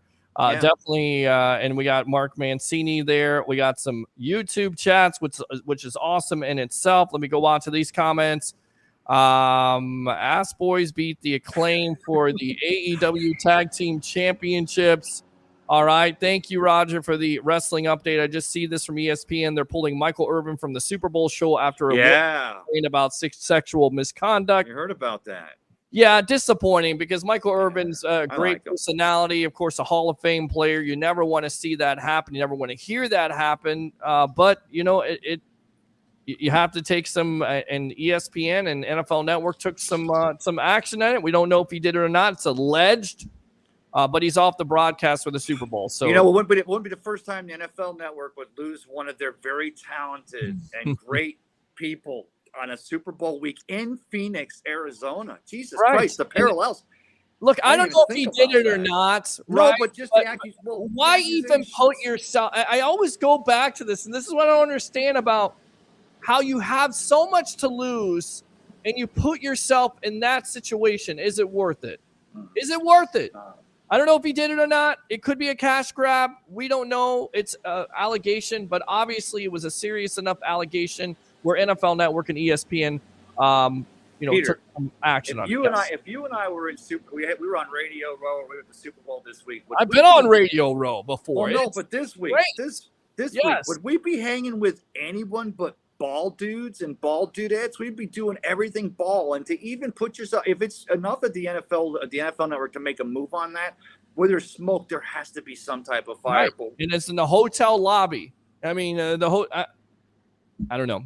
I've been down a Radio Row before. For me, it's concentration. It's taking that opportunity to talk to people that you never get a chance to talk to. Former football players, former coaches, celebrities are walking around there. I don't know like if I ever Top told you Golf. this.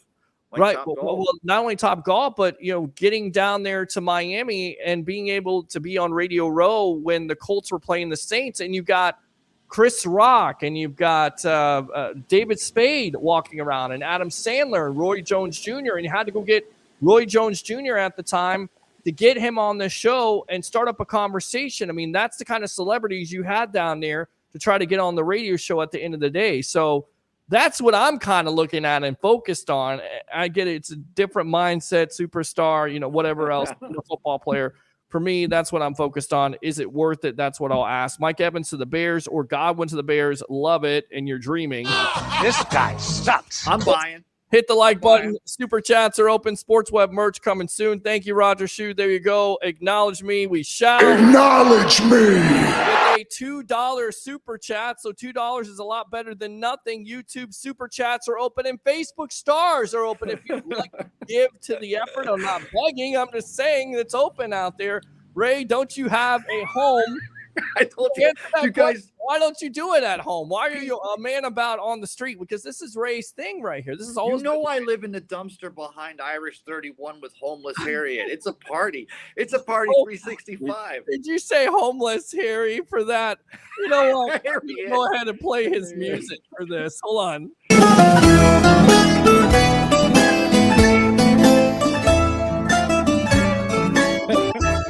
Enough homeless. Always a party. That's a sausage party for you. All right, Ralph says that's a great comment by Ralph. Good stuff Ooh, there. yeah. And let's go on to Roger Shue. Donovan Smith he's got to go. All right, really quick, and then we're going to get out to the guys here and talk wrestling. Mock drafts here from Buccaneers.com. This from NFL.com. Eric Edholm says the pick should be Cam Smith, cornerback out of South Carolina. The comments are the Bucs certainly don't mind drafting long, athletic corners. They need will be higher if they don't bring back Jamel Dean and or Sean Murphy-Bunting, both of whom are free agents. Corner, is that a move you make at 19 in your opinion? Is that a big-time need? Of course, it comes down to free agency with Jamel Dean and, of course, Sean Murphy-Bunting. Do you think that's one of the number one priorities? If they lose both of the players, you go with the corner? If Todd Bowles is making this selection, and if Todd Bowles thinks he can make a baller on one of the best defenses in an NFC, then 100%. I like Jason Light doing the offensive side picks. I like him finding those small college linemen. I like the way he puts them together. Seems like when you took a Hainsey and a Gadecki and a Leverett and a Ryan Jensen back and a Tristan Wirfs healthy and whatever else you might do with the left tackle position, I like the fact that, he's going to do that on that side. But, yeah, I mean, if you're asking me any defensive player, if Todd Bowles at number 19 says this guy can replace a Murphy Bunting or a Jamel Dean or complement an Antoine Winfield or provide pressure up in the middle and continue to help us lock down rushing quarterbacks as the league continues to trend to RPOs or big, quick passing games. If Todd Bowles is making a selection, if it's a defensive player, it's aces in my book, brother. All right, good stuff there. Let me move on here. Kyle Stackpool from CBS Sports says Drew Sanders, linebacker from Arkansas. His comments are, a quiet 2 seasons at Alabama from Drew Sanders gave way to a first-team All-American campaign with the Razorbacks. Lining up all over the field, Sanders suffered a stat sheet with 103 tackles, 13.5 for loss, 9.5 sacks, 3 forced fumbles, and an interception with 33-year-old stat stuffer Levante David set to hit free agency. Sanders would make a logical replacement. You like that pick also at 19, and why? If Logan Hall is going to be Sack Avenue and continue to find his feet, we saw brief glimpses of it in flashes this year. If Joe Tryon-Shoyinka isn't the complete bust that everybody seems to think he is, this kid still has lateral size and speed. He just has to remember not to go up into the pocket so fast. We always talk about putting on weight. Then no, and Levante David, of course, being a free agent. But, man, I'll tell you what, you talk about wanting to do things to keep this team intact. You bring back Levante David again. They're wearing throwbacks next year. He's the last player to wear throwbacks 12 years ago when he was a rookie on this team out of LSU. I want this guy back. I think he might be – Nebraska, I'm sorry. I'm thinking Devin White. No problem. I want this guy back. I want to see him. I want that story as part of this defense. I think that's how you build those stories with a Kyle Trask finally getting his third year, the underachiever at every level, keeping the defensive backbone, then wearing the throwbacks this season. Jason Light doing his magic, and Todd Bowles continuing to build this defense. I mean, Kate Ott and O'Keefe, we're in pretty good hands. We got a lot of excitement in different positions. The Draft Network, John Marino says, Kaylee Ringo, cornerback, Georgia. The Tampa Bay Buccaneers are facing a couple big expiring contracts in the corner room, and given the dynamics of the rising draft class, may be reluctant to re-sign them. Kaylee Ringo fits the mold where he's seen Tampa Bay prefer given his size and length. Ringo is a rare physical talent that could thrive in Todd Bowles' defense. Once again, another corner. And then Trevor Sikkema, who used to work for Pewter Report here locally, says offensive guard Osiris Torrance from Florida. I know you've watched this kid because you're a Gator fan. The Buccaneers' needs will be fluid over the next few months. First and foremost, Tom Brady's decision regarding playing football in Tampa Bay or at all in 2023 looms large. They also have a handful of important unrestricted free agents in Levante David, Jamel Dean, Sean Murphy-Bunting. But even with those departures on the horizon, trench play remains the biggest area of need. The Bucs need pass rush, but after drafting a defensive lineman with each of their past two top picks, I'm sure they'll do that again. Instead, I have them replacing Ali Marpet at left guard with the best guard in college football last season at 6'5", 350. The Mammoth Torrance earned a 87.5 overall grade. I'm halfway, Pete. Just keep going. I'm halfway. Run blocking grade in the first SEC season. You got to like that one, although I would say Luke Gedeke, you drafted him in the second round last year. It was kind of a disaster, growing pains. Maybe that's not his natural position. Maybe you move him over to right tackle. Well, Pete, Gedeke, left tackle, yes. Gedeke was playing behind a center that's so green. Gedeke was playing behind a center so green. Gedeke. I don't say Gedeke. It's Gedeke. I say Gedeke. That's how I say Let's say Gedeke, okay? And Donovan Smith, who was going through this guy sucks. And Donovan Smith, who was going through a midlife crisis on the left side. So Gedeke, the rookie, Gedeke. But here's the thing. Go back to Rico. You talked about the defensive back, Rico, and getting him in the first round. I think Rico, not Rico. Let me do this drop. Shut up! No, when Rico, I do this drop. What? Uncle Rico throws the ball over the mountains if it was 1982 again from Napoleon Dynamite? It's not Uncle Rico. Wait, did you say it's Ringo? It's Gringo? No, Ringo, like Ringo Starr. Listen, let me do this drop because I have a drop that makes it sound like I know what I'm talking about. You're such a clown. Let me get in character. Hold on, let me get in character. Ringo, the Buccaneers can take number 19 and Jason Light can work magic, trade back quite a few spots, if not a couple, pick up some more draft capital, and Ringo is still on the board when the Buccaneers pick a little further back. So that's how I go on that. Right. I sounded like I knew what I was talking about, right? Except for it was Rico. I know you got to get out of here, man. Go ahead and promote yourself here on the Evolution. Well, thanks to the staff here at the Chick Salad Chick here at Seminole City Center. They were in here watching me while I was talking to you, so they don't know I'm talking to a phone. They think I'm talking to a dog, but I won't look at her. Hey, have a good show. Okay, now I look at you, Ruth. Hey, Get brother, Ruth on there. Get Ruth on there real quick. Let's see Ruth. I think she's Ruth. Come here, up here, come here. Oh, I'm cute. Oh, look at that. Oh, it's Uncle Pete and Alexander. All right, brother. Yes. Hey, I'll talk to you later. Have a good evening. I appreciate you. Good stuff there, Tampa Bay. Ray Kennedy, best of the Bay. Funny stuff. I tell you what, let's take a commercial break, and when we come back, we'll get the guys on Turnbuckle Talk on the Evolution of Sports Talk Television. Keep it locked. uwager.lv, sportsbook, and casino. Sign up today at uwager.lv, the premier online sportsbook, taking wagers since 1998. The most player-friendly lines, weekly juice specials, and a true dime line in MLB. Unique casino platforms with thousands of games. Play poker, high stakes, low stakes, or tournament play. uwager.lv, what we offer. Free same-day payouts. Customer service and wagering support, 24/7, year-round. Free monthly rebates on your action and daily casino rebates. Contests, free bets, best bonuses, and giveaways. Generous referral program. Get an 80% free play bonus on your first deposit, up to $1,000. Sign up today, and use promo code SPORTSWEB. Remember, you can't win if you don't play.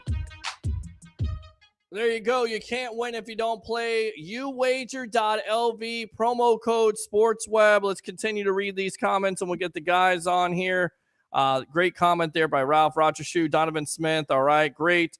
Pete doesn't work for free. Show him some love. Comment of the night. Troy says, I knew Ray lived in the dumpster. I swear I saw him on Fowler. That's good enough to suck right there. Oh, Troy. Roger Shoe says, good night, everyone. And Troy, again, people, please send extra blankets and pillows to Ray. Give him your change and buy him coffee. And if you see him in the streets, it's the right thing to do. Shut up! It's actually pretty funny. Not going to lie. All right, so let's go out to former XPW announcer, XM Sirius Radio, Mr. Mark Mancini of Mancini Media. And then, of course, the bodyguard of the Berg, Pittsburgh's forgotten son, Mr. Ralph Williams, the way I see it. Guys, welcome to Turnbuckle Talk. Let's start out with a little football real quick. I got to go out to you, Ralph, because I know this was a great subject for you to talk about. Now you're a fan. How surprised were you that Tom Brady retired, and do you think he stays retired? Welcome to the Evolution. I think he stays retired. I think he goes into broadcasting.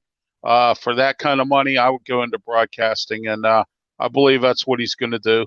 I'm glad he retired. I thought he should have. He's got everything he needs. He got 7 Super Bowls, first ballot Hall of Famer. And you got everybody out here saying, well, he shouldn't be in the Hall of Fame because he's a thief or, fixed games and all that stuff.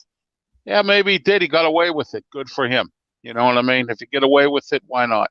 Well, Ralph, New England did. So there. Well, Ralph will be happy to know that he's going to take off time. He's not going to join Fox Broadcasting until 2024 because he wants to spend more time with his family. Let me go. Whoa, there we go. Let me go on to you, Mr. Mark Mancini. What did you think about Tom Brady retiring? Do you think he stays retired? Well, he does stay retired. If he did it, this year, he probably would have saved his marriage, but I like him. There was a comparison with Joe Montana going 4-0 in Super Bowls and seeing what Brady does, but Brady is the best ever. Let me tell you, he is smart. He's going to take a year off, study broadcasting, study what it takes. And, the naysayers are out there, and you know what I say about naysayers. Get the earplugs in, get the ice in the veins, and drive around them like pylons on a freeway. That's all you got to do, man. They're all over the place. But I will tell you this, man. I'm feeling it in LA. I just threw a guarantee up there, and I might go and get my buddy to drop it in Vegas that the Dodgers won't be in the playoffs this year. I'm going to make some good money. I'm going to make some good money on that. I'm telling you, boys.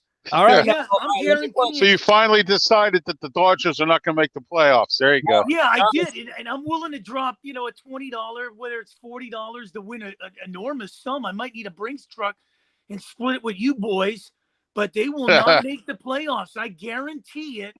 And you can mark this date right now. They will not make the playoffs this year in Major League Baseball.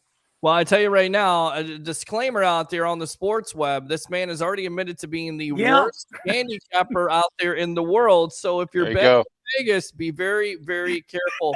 With that being said, Super Bowl, yes, I had to put it out there. Super Bowl 57 is set, guys. We didn't get a chance to talk about it, but the Philadelphia Eagles versus the Kansas City Chiefs. I'll start with you, Ralph. How do you see this game playing out? What are the biggest keys to the winning team to win 57? No mistakes, no stupid penalties. You beat yourself when that happens. I think it's going to be the Eagles winning, but I think it's going to be a competitive game. That's the way I see it. All right, there you go. That's the way you see it, Mr. Mancini himself, the madman. Mark, what do you see out of this game? Super Bowl 57. Well, I'll tell you, I was looking for the Windy City Warrior in Harry Berg there, because I will tell you, a lot of people don't look at this, but if you have not been tested, you will find yourself tested. The Eagles were tested all year. They could never take their foot off the gas. The Cowboys, Skins, and Giants were putting the heat on them. Then everybody was saying about the Eagles the week off. They steamrolled the Giants in the first quarter, never looked back. Then all I heard was the no-cal water and everything in San Francisco, including their wine and Purdy this and that and all that. Well, he lost his slipper before midnight in Philadelphia, and the Eagles were all over him, and now I'm hearing injuries. This Eagle team is dangerous. They come at you in waves. They can create some defensive schemes. They got a three-headed monster at running back, wide receiver, Jalen Hurts, and there's a gimpy, and I use the word gimpy with a G, capital G, in Mahomes there. And, the Eagles, they're like sharks in water, and there's a little blood out there. They're going to smell it, and they're going to bust them up. They're taking the playbook. Tampa Bay beat Kansas City in the Super Bowl, and they will dethrone and demolish the Chiefs. I think this is 35-17. Wow, 35-17. And Ralph, what was your prediction again? I said it was going to be a competitive game. I didn't give a score. Oh, okay. Well, then you're being a politician tonight. What's up? No, not at all. I'll tell you what. Here we go. I'll give a score, 30-14. And who wins? Eagles. Eagles. All right, there you go. Fly, Eagles, fly. Both of these guys think so. I'm going to hold off on my prediction. With that being said, let's get out to Turnbuckle Talk here. Some sad news to report. Jerry Lawler suffered a massive stroke Monday in Fort Myers. The update on him is after suffering a massive stroke Monday, he is now recovering in Fort Myers, Florida hospital. His speech is limited, but with rehabilitation, will regain a full recovery. He thanks everyone for the continued prayers, and we'll be back in the near future. A very scary situation, an integral part, if you will, of wrestling history with him, his color commentating and managing and puppies and, some of the stuff he did back then, he probably couldn't get away with now, but it was just great humor. Your thoughts on Jerry Lawler going through a stroke? It looks like he's going to recover. Hopefully he does. But any of you guys ever had a stroke? Know anybody that had a stroke? Go ahead and talk about this a little bit, Mark. I don't know anybody that's had a stroke, but I hear it's been out there. And I think the first thing that I think of, these days, we're losing people left and right. We've lost some in the entertainment business. We're losing athletes. I can't figure this out, but I don't think I've seen a stretch this bad in quite a while where we're losing people on more or less a daily basis. Prayers and thoughts with Jerry Lawler there, and he's just, a great force to be there on the comment table and talking, and I like his insight and everything. And I wish him the best to recover. I will tell you, if you're going to put anybody out of their misery, put that damn Judgment Day out and that guy that served time in the jail cell for 5 minutes. I can't take those guys another minute, man. I'm almost hitting the mute on these guys. All right, and that is Dominic Mysterio, who you're talking about. Let's get back to Lawler here, bodyguard of the Berg. Ever experienced a stroke? Know anybody that's experienced a stroke? And your thoughts about Mr. Jerry Lawler? Well, Jerry Lawler, of course, is a great entertainer. And I enjoyed him when he was at the announce booth or the announce table with Jim Ross. I've known some folks that have had strokes over the years. Let me tell you something. Strokes is not easy. It's not easy to recover, and sometimes it can linger. It impairs your speech. It impairs one side of your body, and it can linger on for a long time. I had a friend of mine that lives in Vegas. He had a stroke. He's been in a nursing home now for 10 years. So it all depends on the severity of the stroke. I mean, if it's like supposedly they said Jerry Lawler had a severe stroke. So if he had a severe stroke, I don't think he would have been out this fast. So I think it was probably a mild stroke. And, if it's a mild stroke, getting out this quickly is something. But I've read reports where they said he had a severe stroke. If he had a severe stroke, I don't see him getting out in 2 days. So, I mean, that's the way I look at it here with this. But, I know some people have strokes, and it could be a while, and some of them recover quickly. It all depends on the nature of the stroke. Guys, is there a better announcing team than Jim Ross and Jerry Lawler? And if there is, name one. No. Well, Jim Ross and Jerry Lawler, Jim Ross and Tony Schiavone. Yeah. Wow. You mentioned one, and that was in WCW, Okay. which is hard to believe. Yeah. You know, Jim Ross and Tony Schiavone, both guys, and now they work together in AEW, which is crazy. Madman, better announcing team than Jerry Lawler and Jim Ross. That's a tough one to beat, but I'd have to go back to Bobby the Brain Heenan and Gorilla Monsoon. That was yes. There you go. And I would say there you go. Tony Yeah. Schiavone and Bobby the Brain Heenan and WCW and those Monday night Nitro days. Now, Lawler, of course, reprised his role as a commentator for the business at last month's 30th anniversary of Monday Night Raw in Philadelphia. The 73-year-old has had his fair share of health issues, suffering a stroke in 2018 already and having a heart attack on live television back in 2012. Now, who could forget that, of course, he was in the Memphis territory at the time, and he had that completely hot storyline with Andy Kaufman. You're a little bit older than I am, Mark. Do you remember that storyline, and what do you take out of it? Because, of course, Kaufman made a movie, Man on the Moon. Pretty accurate, it looks like. Mark, what did you think about that story? Yeah, no, you're right. And, you know, that was an interesting part back then, too. And when you look at everything that has been accomplished with these commentators, and the reason why I said Monsoon and Heenan, I mean, you look for that each and every week. And now with Lawler, and I mean, you can even throw guys in. I mean, if we don't even have enough time on this, but Jesse the Body Ventura was another. Oh, we got plenty of time, and of course, it's over, McMahon. Yes, absolutely. Yeah, I was going to say that. Jesse the Body Ventura. Now, here's you just stole my thunder. Here's a great story here, guys. He was actually a football commentator for the Tampa Bay Buccaneers on the radio side, and included him, Al Keck, and Gene Deckerhoff. He was a color guy in 1990. Now, that football team wasn't great by any means, but a lot of Buccaneer fans know that most of the home games at the time were blacked out. So you had to get it. You got the opportunity, the treat to listen to him and Jesse the Body, and Body was just tremendous. And little Steve DeBerg and Vinny Testaverde back in the day. Yes, you're right. Well, past Ricky Bell, but you had Vinny, and you also had Steve DeBerg around that time. Was more Vinny than anything else. And Ralph, Jerry Lawler, that storyline with Andy Kaufman. I mean, that really set a lot of things off with WWE doing celebrities and AEW doing celebrities and WCW doing celebrities. That's where it kind of all started, right? Yes, it did. It started there, worked its way down to the independents and some of these smaller organizations. They're doing them now. Look at the last match of Ric Flair.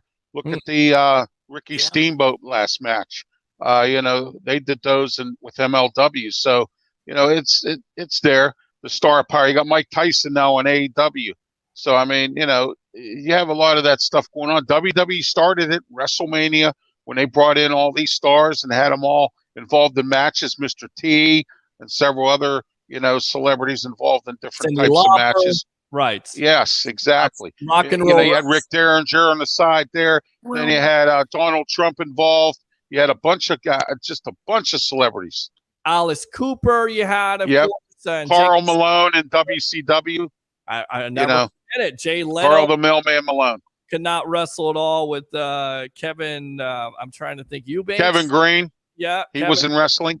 Yep. The former Steeler linebacker, Carolina linebacker. Lawrence Taylor with Bam Bam Bigelow. Yes. But this kind of started. I was thinking about this the other night. So Floyd Mayweather. He fought the Big Show. That was William Refrigerator Perry. Perry, yeah. Yep, that's right. You're exactly right.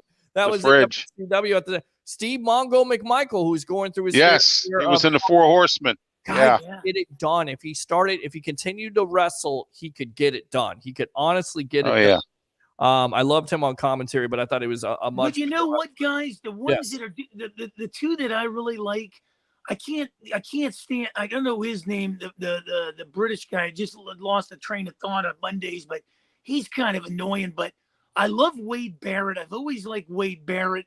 Wade Barrett with Michael Cole is a good one.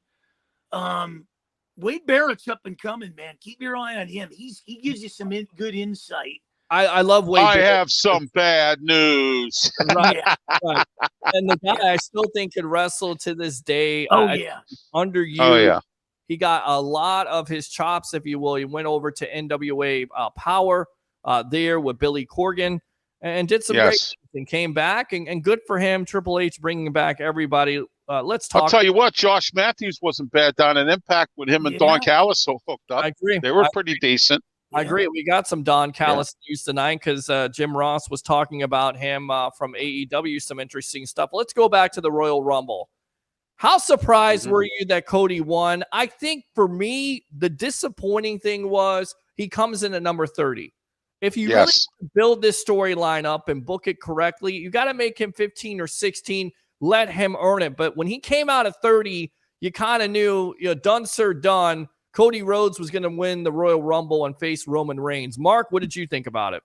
Well, I think you're right, and I know you guys were high on him winning the thing, but I think I told you he would. Yeah, you called your shot, but I will tell you the guy that I was really impressed with, and besides all these storylines, because it seemed like whenever a face came out, their heel counterpart or vice versa came out. But let me tell you, these kind of guys have grown on me. The Imperium. You got to give it up for Gunther, man. Gunther went the distance. He really did. Yeah. And when you look at what Gunther and Rhea Ripley did, this was mind-boggling. But yeah, I'd have to agree with you, Pete, on the Cody Rhodes. Don't bring him out at 27, 28 and let him win it. Then the people that reminded me of the Reigns when he came out and the fans didn't like it when he started throwing Daniel Bryan out and all that. And that was the start of them turning on Reigns. Remember that in that day? Absolutely. Yeah. Yeah, absolutely. So, Ralph, I got to get your thoughts. Kind of the suspense was taken out of it when you bring out Cody and he's number 30 and you kind of know at that juncture that he's going to win? Yes, I predicted he was going to win. I thought the rumors were there, and I knew it was going to lead up to him going into WrestleMania. The thing is, though, WWE nowadays, don't realize, and I'm sure everyone does, we have social media out here, and we have people digging everywhere for information. You have all these little podcasts, and they're giving out information about this. Gosh almighty, it was out months ago that Cody Rhodes was going to win this Royal Rumble, and I knew it, but I didn't expect him to be at number 30. Like you said, Peter, I believe that you're right. They should have put him somewhere else, even at number 2, and, let him work for it and sweat it out. So, I mean, he really didn't have to work that hard for it. And I knew he was going to win it when I kind of suspected it when Lashley and Brock Lesnar were gone, because I thought one of them two might win it again or something. But I kind of figured Cody was going to win it, but I didn't think it was going to be at number 30. I tell you right now, and we're on with the madman himself, Mr. Mark Mancini, former XPW announcer, Mancini Media, XM Sirius Radio, and of course, the bodyguard of the Berg, Pittsburgh's Forgotten Son, Mr. Ralph. I'm your host, Peter Blake, here on the Sports Web Live on I Love St. Pete, the Hub, and Amped Up Sports. Turnbuckle Talk here, talking about the Royal Rumble. I mean, come on. Was that not one of the greatest stories? And I'm serious about this. I'm a big-time wrestling fan. I'm a nerd. I'm not afraid to admit it that I'm a wrestling geek. I've watched I am. a long time. Was that not one of the best storylines and the best storytelling that they've ever had? Probably the last 15 years of storytelling. Well, what happened with the bloodline? And, of course, Sami Zayn turning on Roman Reigns. Ralph, go first here. Yes, my co-host on our Talking Wrestling show tonight, Smoking Jim Frazier, he said he knew it was going to happen.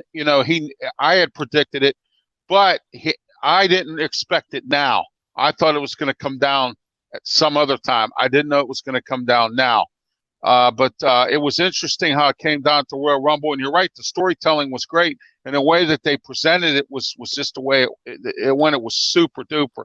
And then Friday night on SmackDown, Sami Zayn jumps the head of the table, but then he still, ends up in the jackpot there. And Roman Reigns, said, "I'll see you at Elimination Chamber." So that was even interesting on Friday night when that happened, because I thought Sami Zayn was really going to take everybody out. But, that's what happens when you come by yourself. You show up to a sword fight with a knife. You know what I mean? So yeah, absolutely. You show up to a gunfight with a yeah, knife. exactly. Exactly right there. Good stuff As always, Ralph, let me go out to you, Mark. Great storytelling. Did you like the ending of it? Did that pay off for you? And let me throw this out at you, gentlemen. Is the WWE missing out on the fact of putting Sami Zayn versus Roman Reigns at WrestleMania on one of those nights because we know it's going to be a 2-night event?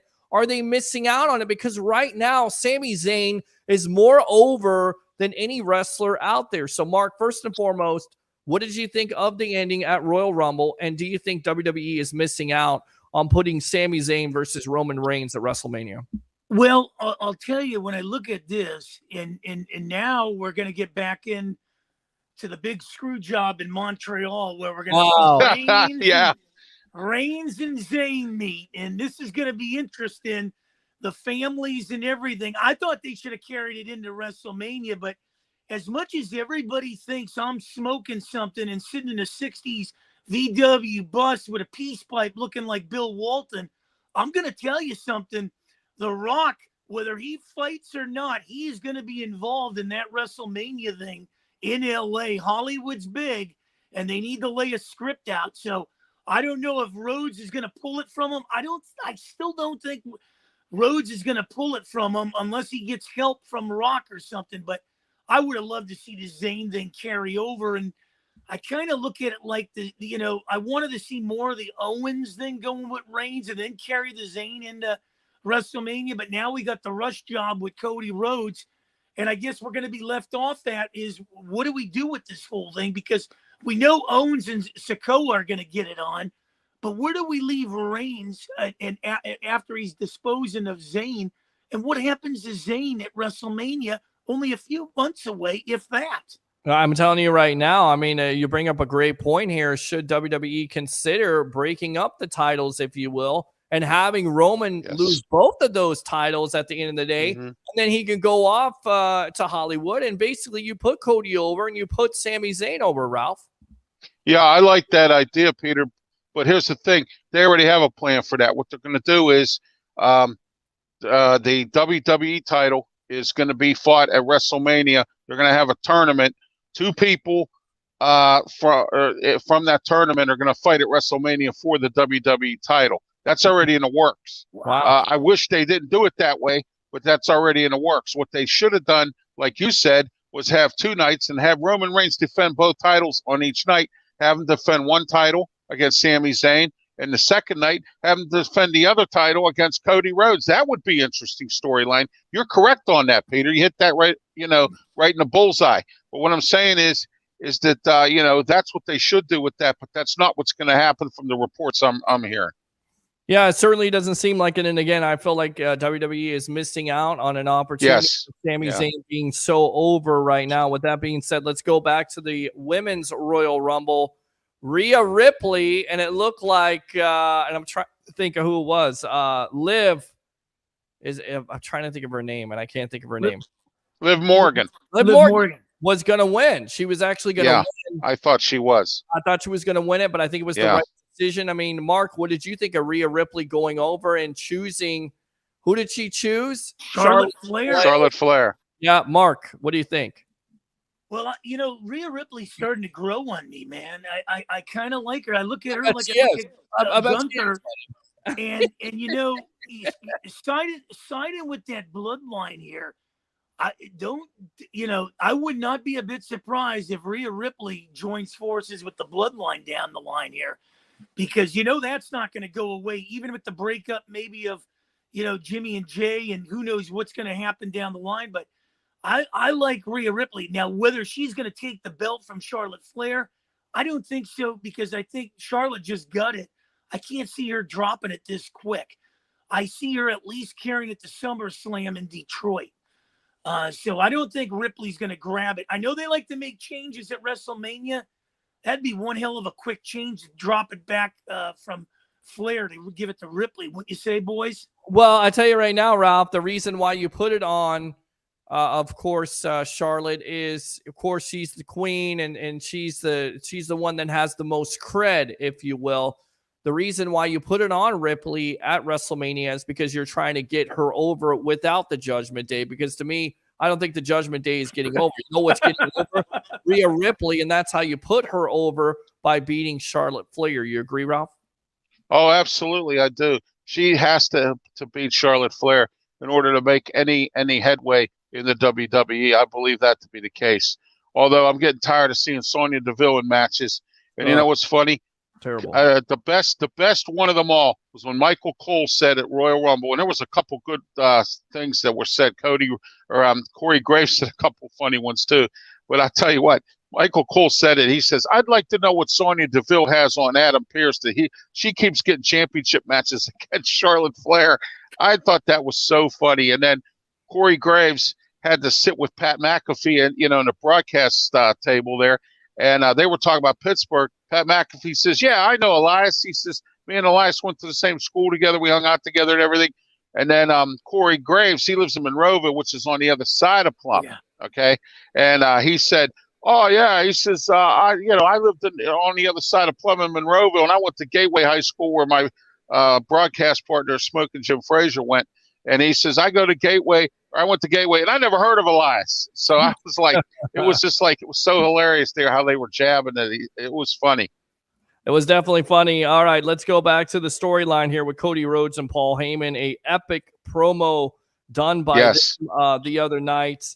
Of course, this was about the history of the Rhodes family. You knew that they would touch upon this. We talked about it. Dusty Rhodes. It goes all the way back to 2000 ECW. How Cody was saying Paul Heyman saved his father, gave his father confidence, and then Paul said, you were his favorite, but he was also a part of training Roman and training all these wrestlers, and Roman was the son he never had. Just unbelievable stuff, unbelievable writing, good stuff by Triple H and the writers there by WWE. What were your thoughts on that promo the other night between Heyman and, of course, Cody Rhodes? I think that it was a great promo. I appreciate the fact of that.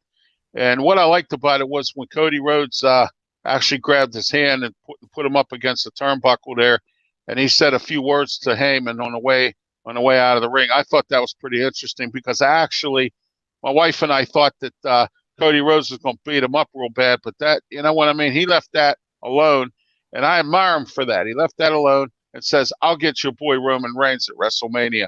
So I think that that's going to be a very interesting scenario. And I want to paint another scenario for you guys tonight. Roman Reigns is scared. I think he's afraid of fighting Cody. He knows Cody Rhodes is tough. He knows Cody Rhodes is going to beat him. Just like tonight on Dynamite, MJF's afraid of Bryan Danielson, that he had to sneak attack him tonight and try to injure his arm after he beat Roosh tonight. And MJF's afraid of Bryan Danielson, and he's pulling out all the stops not to wrestle him and not to wrestle anybody. And same scenario there. So it's like this. And Roman Reigns, I think he's scared of Cody Rhodes when you start pulling that kind of stuff. And then he's got the Sami Zayn effect, I call it, because now you got two guys who are coming to get you, and you got to figure out how to fight both guys. And you got Sami Zayn, who's hungry for you, and you got Cody Rhodes, who's trying to make a name for himself in the WWE, looking to take your title. If I'm Roman Reigns, man, I'd really be on my toes, because you're going to have to. And eventually, if his bloodline thing breaks down even more, you really need to be on your toes. You're exactly right. And again, it goes back to that comment.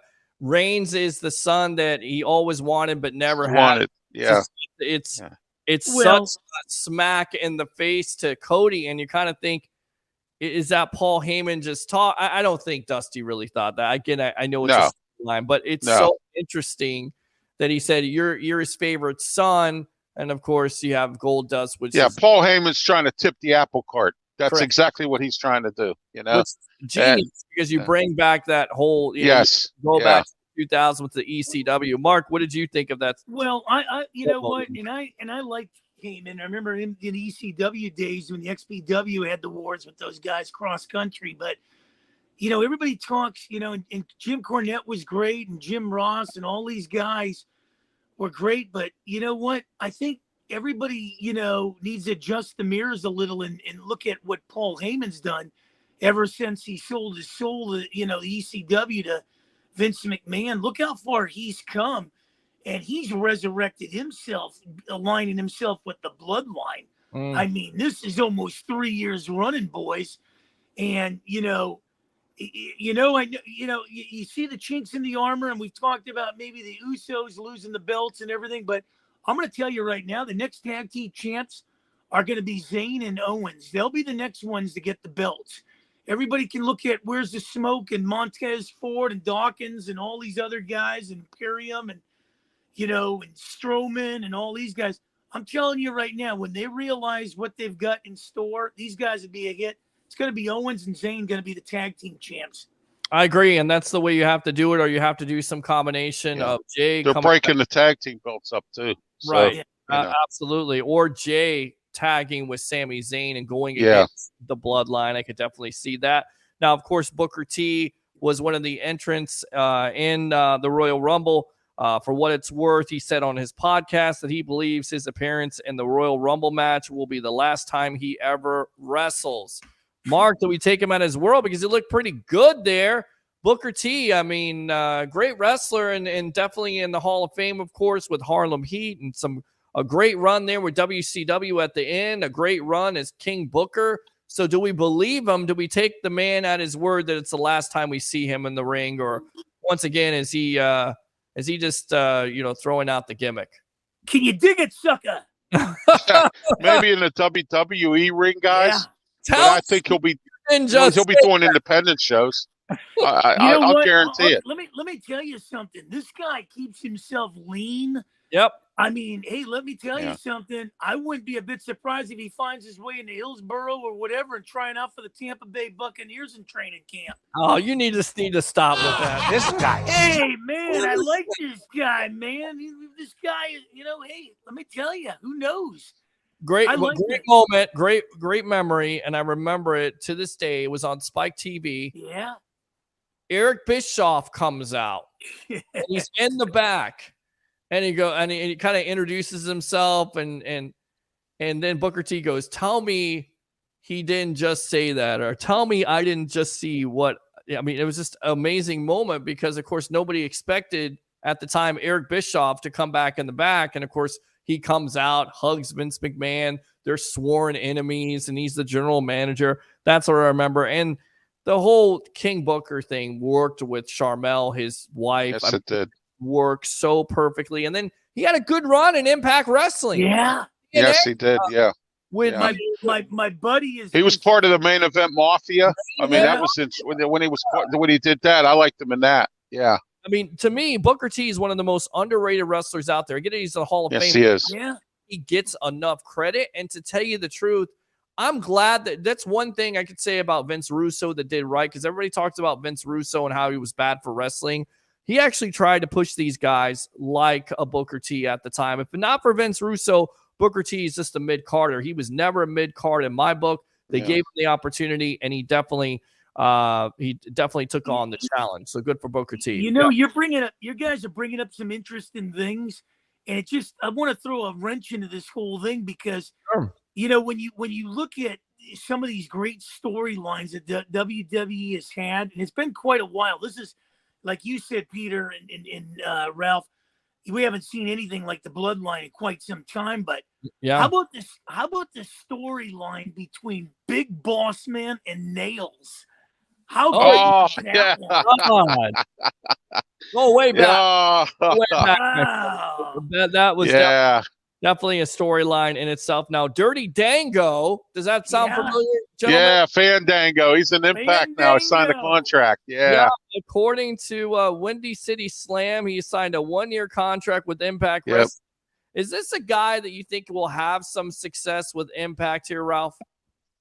Yeah, he will. Yeah, he's a good wrestler. He's not a bad wrestler. He's a jobber, but he when he worked in the WWE, his act was, he did his little dance thing. He fought. I remember when Chris Jericho called him Fandango, and so that was funny. But he was hilarious in the WWE. Well, he actually went over on Chris Jericho at WrestleMania. Yeah. Chris Jericho was talking about it, how he was gonna lose to a guy that was an angry dancer or something like. It's like I think the gimmick at the time really ruined him. He was a good wrestler. Mark, does he success in Impact Wrestling. I think he will, and I look at what Ralph just said about they get lost in the shuffle in the WWE. One in particular that I really like his aerobatic skills and everything is Ricochet, and what do you do with a guy like Ricochet? He kind of gets lost in it, but agree. But Mustafa the guy, I'm Ali. telling you, the guy that's going to get a push here, and keep your eyes, and you keep thinking, I'm in love with his sidekick, but watch out for Karrion Kross. I'm waiting for this. I've been waiting for this, WrestleMania, man. Ever since he was in NXT, I've been waiting for this push. God. That I've not seen. I got some bad news about Karrion Kross. Karrion Kross, supposedly, they're disappointed in what's been going on with him. He hasn't been booked right, and I know Vince McMahon is unhappy about that. So, from what I'm hearing right now, it's looking like he's been kind of disappointing, and some things didn't go his way or whatever. WWE's talking about letting him go again. So I think if he does, I would think he would move on to AEW, Impact, or one of them.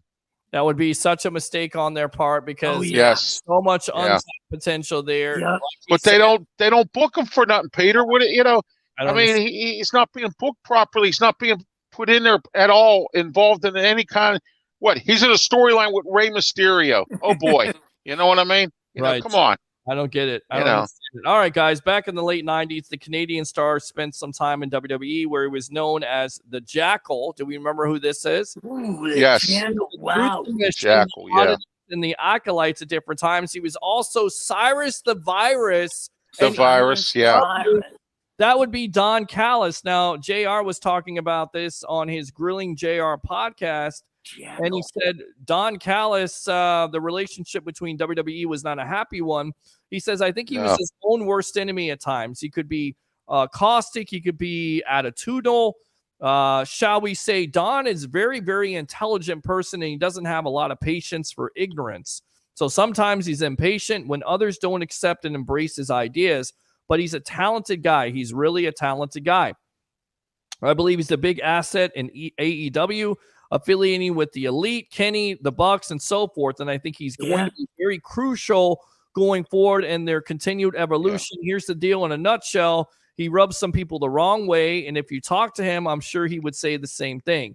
I think Vince, he rubbed the wrong way. He might have rubbed some of the underlings the wrong way because he was generally smarter than them.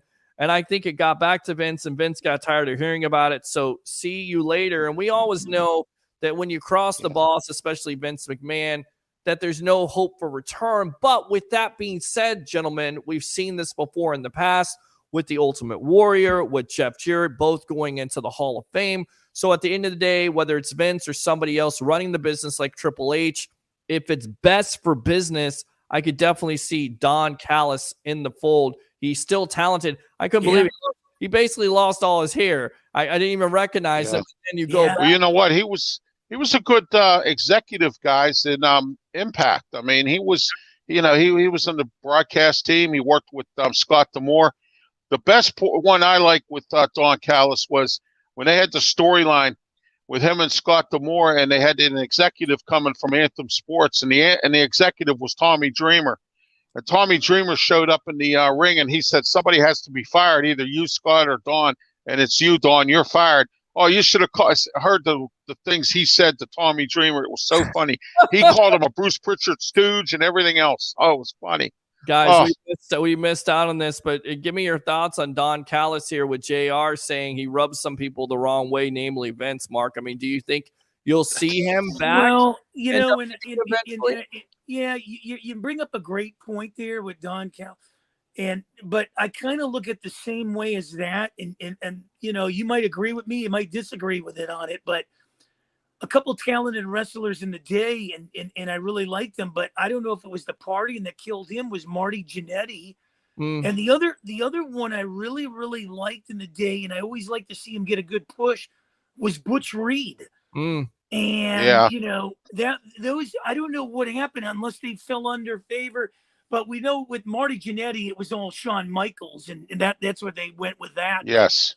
I really like Marty Jannetty a lot. I mean, I think it was more personal demons off because we knew he had some drugs, some drinking problems, something along those lines. And look, back in that business, when you're on the road for 365 days a year, that takes a toll. And eventually, if you can't perform up to Vince's level and WWE's level at the time, WWF, then eventually they're not going to have anything to do with you because, again, it's all about business, what's best for business. So I thought that was interesting in itself.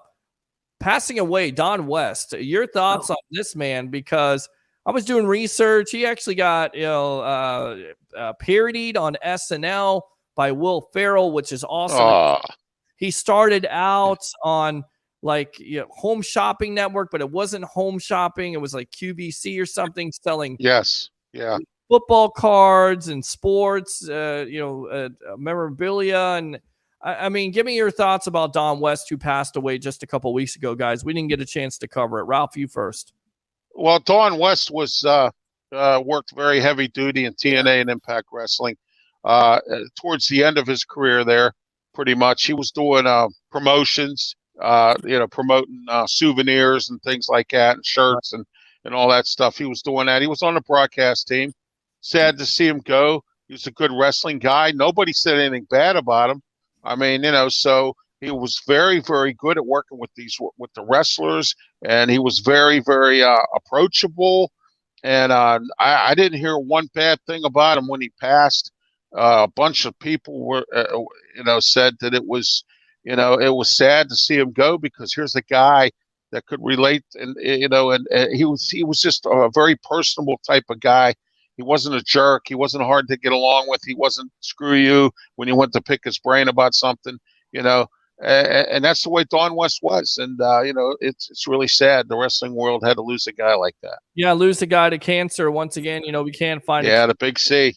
This terrible disease, but Don West passes on, and I think his mark was made not only on TV with his personality and that's what I love doing a show like this.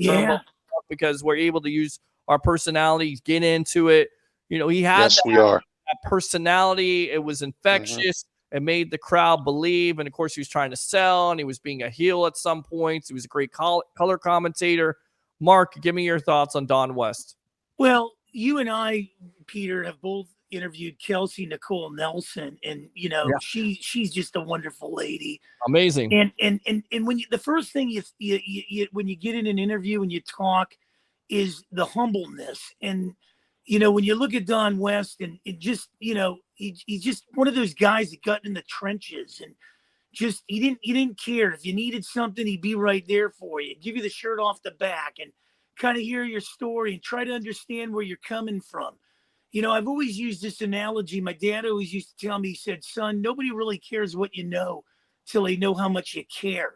And this is a guy that cared. And even as much as, and many people that we all consider an interview across this, pandemonium of sports and entertainment, how many can you count on your hand that are really genuine, that really sit down and give you inside stories and really help you along the way? I mean, it's right. You got to go through peaks and valleys to really get them. And, we all know, and I've always used this analogy in this business too. You can meet 100 people, 95 might not have your best interest, but those 5, they'll run through a wall for you. And that's the key to this business, is finding those 5. Absolutely great stuff, as always, Mark. All right, go ahead and promote yourself here. Ralph, we'll get you out of here on that. Well, one thing I will say is I'm not forgotten on Blog Talk Radio because I'm involved in a new show with Bruce Kessinger on Fridays at 5 p.m. We talk sports, and we talk about bums in the sports industry. So that's the bums, yeah. Bums. This guy sucks. Right. Hold on. So anyway, you can reach me by my email, ralphwilliams737@gmail.com, Twitter, Facebook, Wimkin. I'm on LinkedIn. And I have several shows on my YouTube channel, so take a look and subscribe. And I'm looking for 16 more subscribers to make 100. Nice. So anyone's interested in that, check out my YouTube channel. All my archive versions of my shows are on there. Don't forget Blog Talk Radio as well. All right, good stuff there. The bodyguard of the Berg, Pittsburgh's forgotten son, Mr. Ralph Williams. Thanks a lot for your time here on The Evolution, all right? Have a great night, guys. Thank you. All right, good stuff there. Let's go out to the madman himself, Mr. Mark Mancini. Go ahead and promote yourself, my friend. Well, XM 203, Sirius 217, Philadelphia's WWDB AM 860, and getting ready for the third year with the Pittsburgh Pirates and Tarek Brock, their first base coach. Now I'm hooked up with the San Francisco Giants, it looks like. Listen to you, moving on up, my friend. Great stuff there. I'm Yes. trying to get in there, but man, oh man, it's nice to see. Well, moving on, Great. Nice to see Ralph Williams get the frequent flyer miles. Tampa, Pittsburgh, and Oakland. Yeah, that's it. And I tell you right now, you said it best. Our goal should be next year. All of us are conglomerate, if you will, legal word, to get together and go to Radio Row. That must be nice. I haven't done Radio Row, but you've I've done done it. One. Yeah. I want to do it again.